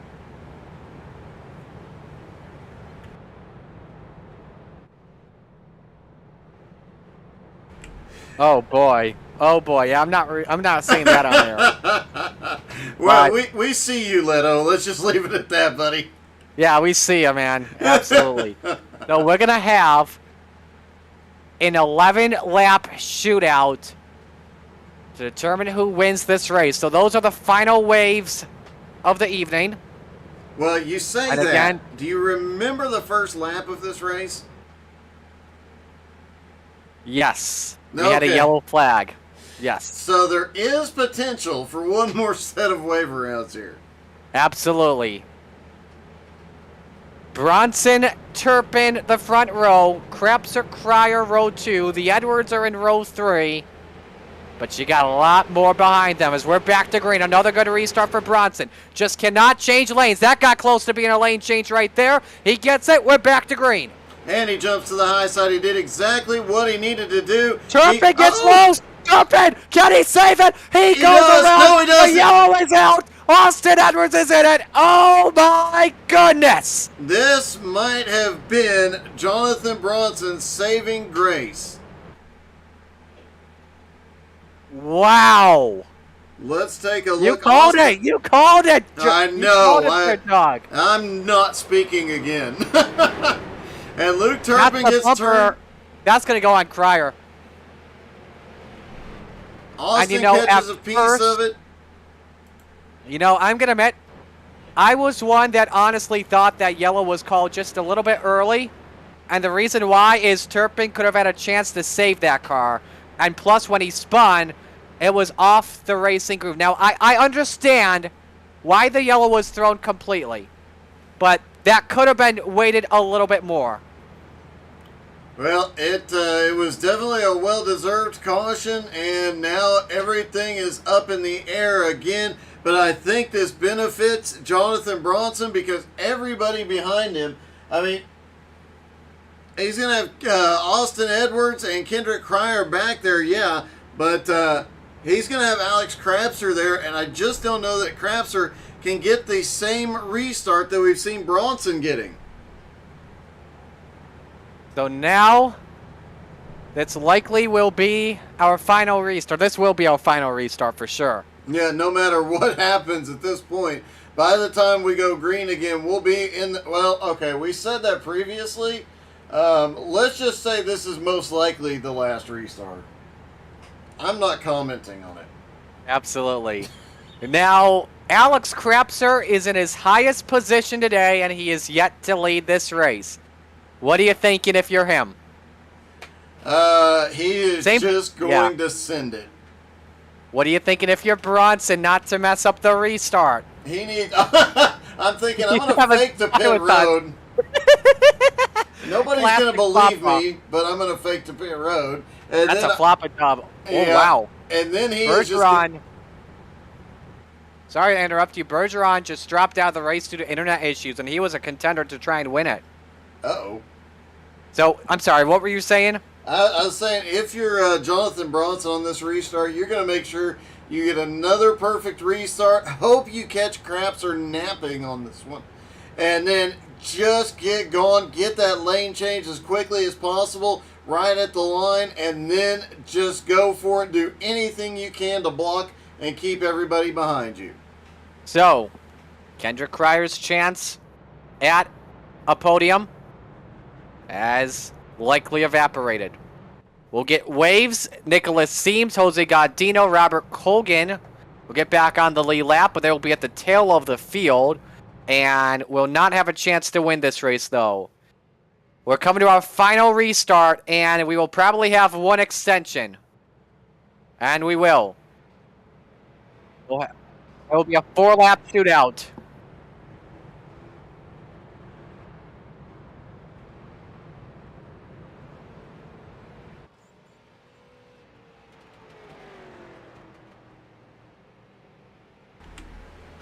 It's about to get exciting, though. At 5 to go, there will be no more cautions, and we're extending to that point, so there you have it. There goes Crier. And that's a smart decision. Doesn't want to mess up the race if he comes into pit road under green flag. Just let whoever was running in 4th position move them up into row number 2. That's a very respectful decision. So, going green this time by Bronson and Crapser row 1. The Edwards, Zach, and Austin in row number 2. Devin Landry on the outside of row 3, looking in his debut race with a chance to win it. Greg Holes is next to him. Row 4, Aiden Kaiser, Kyle Bartels. Rounding out the top 10, PDJ Zeller. After all he's been through in this race, he's up to 9th. Matt Pelletier, same with him, is in 10th. Pace truck is in. Is Bronson going to get that first win, or does he lose it? We're about to find out. Here they come 4 out of turn laps 4. to go. There he goes. We're green, and Crapser caught sleeping. Can't change lanes. That's perfect. A great restart for Bronson. 4 laps to go. He slings it up to the high side to make sure Crapser knows he is going there. Austin Edwards now side by side with Zach. And Crapser is defending like crazy. Oh, the Edwards! Zach Edwards They is save it. sideways. They save it. 3 laps to go, though, at the line. Crapser still there. Down to 1 car length. What does Crapser do? Bronson plays defensively into turn number 1 to prevent the slider from happening, and they're hitting the wall from behind. Yeah, if you're Jonathan Bronson, you're hoping that Crapser pushes that car way too hard, and if you're Crapser, you hope that he just makes a mistake while trying to defend, and you get that spot. 2 laps to go. It's Bronson in his 33rd start. Will he get his first ever XCAL win? He just had the fastest lap of the race, 23.97. Alex Crapser still second. Go ahead. He's the only driver to break into the 23 seconds tonight, too. This time by, the white flag is out. 1 lap to go for Jonathan Bronson. 9 top 5s and 18 top 10s coming on in. He's had so much bad luck. From a lane change to a restart violation. Not making pace speed. Into 3 and 4 for the final time. Floppa sees the checkered flag. Jonathan Bronson XCAL win number 1. Finally, he's done it. And he drifts it off into turn 1 as Crapser comes home second. Austin is third. Zach is fourth. Newcomer Devin Landry comes home fifth. Aiden Kaiser, the other rookie, comes home in 10th. And what about PDJ and Edmund Jones? Edmund recovers to 11th. PD to 12th. Jonathan Bronson, though. From heartbreak to celebration. And I am so excited to hear what this man has to say. This is going to be perhaps the most exciting post-race interview we've ever seen yet, or we've ever heard yet. This is awesome. And it is also the first career win for Higgins as an owner. And we've got a lot of hurt feelings as well when we had 5 to go or under. However, though, the Discord's going to be really interesting post-race, and the protest will be interesting. But let's begin by talking with your top 3. We're going to start. We are actually going to go different this time. We're not going to go 3 to 1. We're going right to the winner. Jonathan Bronson, career win number 1. After controversy last week, you end up in victory lane. The mic is yours. Congratulations. Oh my goodness, I'm so happy. I'm literally shaking. The first thing I have to say is that, Joe Campbell, I beat you. Rub it in your face. And that we were extremely fast tonight. And that I honestly thought that either Austin or Alex was going to send me at the end, but I'm glad they didn't. So, goodbye them, but I'm honestly speechless about tonight. Hey, it was Bronson, just so amazing. Wait a minute. We're getting word that there is a penalty to your car due to spoiler angle. What? I'm just kidding, dude. I said spoiler angle so you get the joke. Congratulations. Oh my gosh. Thank you. It just seemed fitting. Absolutely.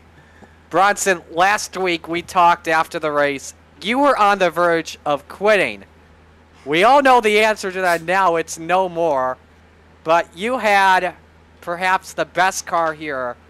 I want you to take us through when those yellows came out in the final few laps. When you had a really comfortable lead where if we were going green flag to the end, where you were going to be guaranteed a win. What were you thinking on those yellows and coming to the restarts? Oh, as soon as we got the yellow and we were good on gas, I knew I had it won, unless someone wrecked me, because this car is super fast. It's been super fast all night. I've just been waiting to really show everyone how good it really is, but at the end, I will admit, my heart was beating, I was shaking the wheel a little bit, I was sweating, but we got enough of a gap going in the last lap that it was just wraps. Anyone you want to give shout-outs to on the broadcast? I know guaranteed Higgins probably is somewhere celebrating. He's probably already drinking like 5 cans of beer. But I have a feeling there's going to be champagne tonight and a whole lot of it all night. Oh, yeah. But first of all, I want to shout out Higgins because he's probably the main reason that I actually stayed. Because after last week, I told Petey to tell him not to register me, and he said too late. He already did, so I said whatever, I'll run, and that's kind of the main reason why I'm still here. And also a shout out to Kendrick for making me that heat race paint. That was awesome. Big shout out to Petey for helping me this week, and pretty much just everyone that contributes to me, and I guess just me in general, because I don't really have a team one car deal, I guess. But and a no thank you and F you to Mr. Joe Campo, because why not? Nobody likes him, I guess. But other than that, I really have no one to thank, so that's about it. Well, Bronson, enjoy the win. You did not flop today. You're known as an XCAL winner, dude. Enjoy this. Congratulations. Still tied with Leto though, so I gotta work on that. Great job, man. Thank you. By the way, free plug, Higgins the XCAL Spotter Pack, xcalracing.com. Buy it. We recommend it. Second place finisher tonight, Alex Krapser, coming short. Involved in so many different wrecks and somehow finishes in the runner-up spot. Doug, you got it. Hey, Alex, that was definitely a rough first half of the race, but man, that car was fast for you to come back to second. Yeah, we kind of had some good long run speed. Unfortunately, we didn't really get too many long runs, but we recovered from all the wrecks that we got in at different points in the race. Got a few different 4Xs for stuff that we weren't really involved in, but just got a piece of contact. Some contact a little bit worse than others, but overall, I can say a pretty good race, finishing second here. It looked like it was a tough battle back to the front, but it just seemed like on occasion the waters just opened up at the perfect time for you to make a pass to the bottom and go flying by guys. Did you do anything in practice or with your setup to be able to make a move down to the bottom? No, not really. I just kind of adjusted my driving style to kind of what we were running as a setup as a team, and kind of make sure I kept the rear tires on it so I'd be able to go to the bottom and maybe make a move down there. Like I was saying, we didn't really get a long enough run to be able to do that on a long run, or get enough disparity between the pit strategies to be able to have fresher tires than another guy and maybe try that. But overall, we worked on a setup that was pretty good, and it ended up pretty good. It definitely did, man. Congratulations. Any team and sponsors you'd like to thank tonight? Yeah, definitely like to thank Joe, Danny, Justin. I thank the sponsors, Tennefer Gin, and How to Suck at iRacing, along with I also want to give a shout out to Floppa on getting his first win. That's pretty awesome after he's had some tribulations. And congrats to Devin. He finished in the top 5. That's my teammate for the week. Like to see new guys in the league, and especially when they're on my team. So nice job, Devin Landry, for the top 5. All right, buddy. Congratulations. Great race. Thank you. Second place finish tonight for Alex Krapser. Our third place finisher tonight, Austin Edwards. Austin, your team first off had some great setups that entire race. Just walk us through your race as a whole, and those final 50 laps or so, about how aggressive the racing was and the hard racing. Mari, this race was pure chaos. The only way I can really explain it. We had a fast car. I mean, you saw it in myself and Kendrick and even Jake and all these other guys that just had problems throughout the race, bad luck and getting into incidents and whatnot. And felt pretty good. We led a lot of laps. Had a bad luck caution, then a good luck caution, got us back to where we needed to be. Felt all right. Turned into a fuel strategy race for the longest time, and no surprise that Luke ends up outdoing us that towards the end, and just a mess after that. The incident in turn 1 within the 50 to go bracket crunched the right front end on my car a little bit, so anything I might have had for Bronson was gone, but at the end of the day, I think he was going to pull away with it somehow. Yeah, absolutely. Talk about how good you were on the middle and low line. Perhaps you were the best of anyone. This league is so competitive, Marty. There's so many great drivers. I mean, just looking at all these new guys and all the veterans, and it's not easy to get things up front in this league. So I don't know, it's just a lot of hard work, a lot of teamwork from all the guys at EHB. We put together a good piece. Big thanks to FK Rod-Ends for coming on board this week and helping us pay for some of the incident points that we racked up, because I'm sure there's quite a bit after that race. So overall, a good week, and we'll move on to the road course in 2 weeks. What do you want to give shout-outs to? Again, a big shout out to FK Rod Ends for coming on. Really cool to see brand new sticker on our cars as always. Big thanks to JR Graphics and Designs keeping us looking sharp, and of all the guys at EHP. We've got a great team going on here, and if we can get some luck on our side, I think we'll get some pretty good finishes. Well, great job tonight. You still remain the points leader. Thank you, Marty. Austin Edwards rounding out the podium tonight, and what was a great night of racing here at Lucas Oil Raceway. Doug, your thoughts? A little bit wild, a little bit rough, a whole lot of fun, and it was probably a good idea to have a week off before we go to Pocono Road Course, because I imagine some tempers are flaring and some protests are being written as we speak. Absolutely, they are. So let's take this opportunity and give you our rundown throughout tonight's race. Here are the official results. Jonathan Bronson takes the win. Alex Krapser second. Austin Edwards third. Zach Edwards is fourth. Devin Landry is fifth. Greg Hull sixth. Kyle Bartels seventh. John Schwartz eighth. Matt Pelletier ninth. Aiden Kaiser 10th. Edmund Jones 11th. PDJ Zeller 12th. 13th Luke Turpin. 14th Nicholas Seams. 15th Jose Gaudino. 16th Robert Colgan, 17th Kendrick Cryer, 18th Travis Sukup, 19th Mason Foster, and 20th Albert Hewins. Doug? Jonathan Bergeron comes home 21st, Mason Foster 22nd, Stephen Rex 23rd, Ryan Soap, Pistol Pud comes home 24th, Sean Patrick 25th, Thanos manages, Gerald Poole comes home in 26th. Blake Wynn is 27th, Pat Sullivan 28th, Chris Johnson comes home 29th, Derek Colson, a rough night for him, and 30th. John Friley, 31st. Art Hendren, 32nd. Newcomer Michael DiCarlo, 33rd. 34th. Jim Johnson also had a rough night. Brad Ebel in 35th. Stephen Wetton, 36th. Joe Campbell, the worst race of his season so far. Hopefully he'll come back from this. 37th tonight. Don Jordan, 38th. Rocky Boyd, 39th. 40th was Sean Andrews. Austin Brooks, 41st. 42nd was Jake Sylvia.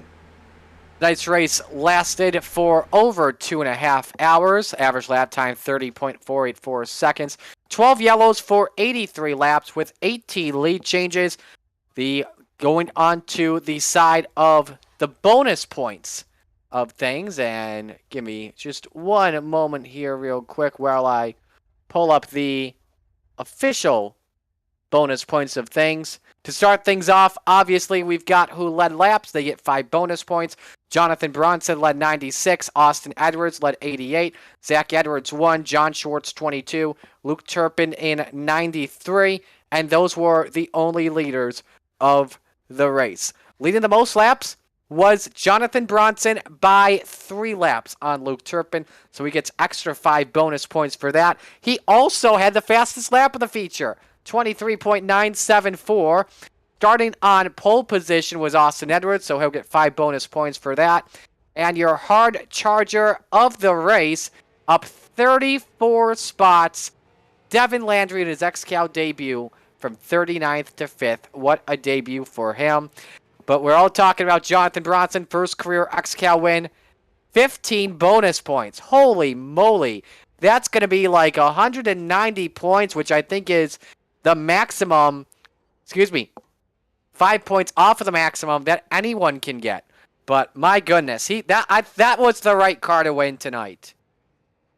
Yeah, it definitely was. Definitely feels better for him to be in victory lane after last week. And congratulations to him on his first XCAL win. So we are off next week. 2 weeks, though, we go to a new road course at Pocono Raceway. Nobody knows what to expect.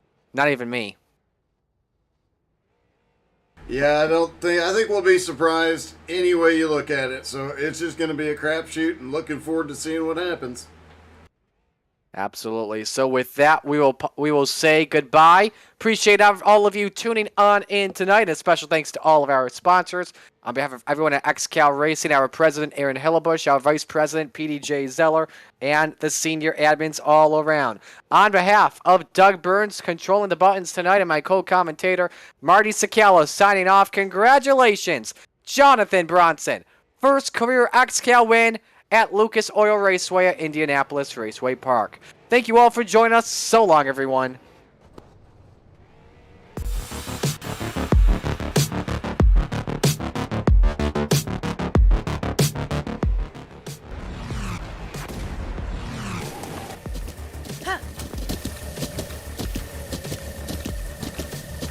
With the Butt Kicker Gamer 2, what you see and what you hear is what you feel.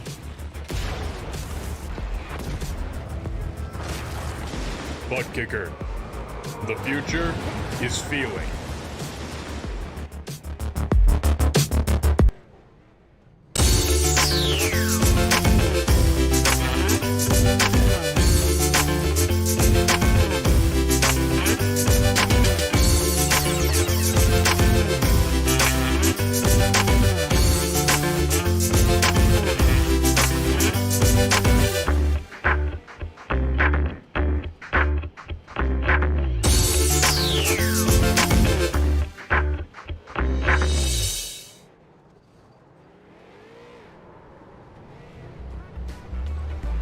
Howdy, partner.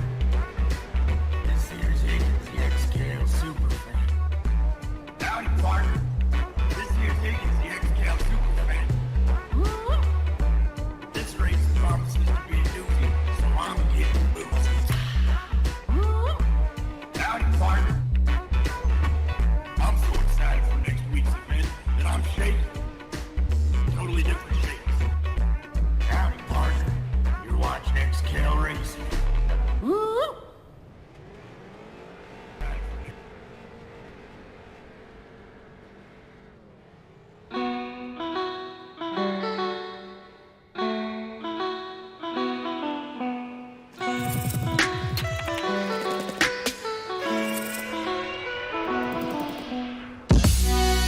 be right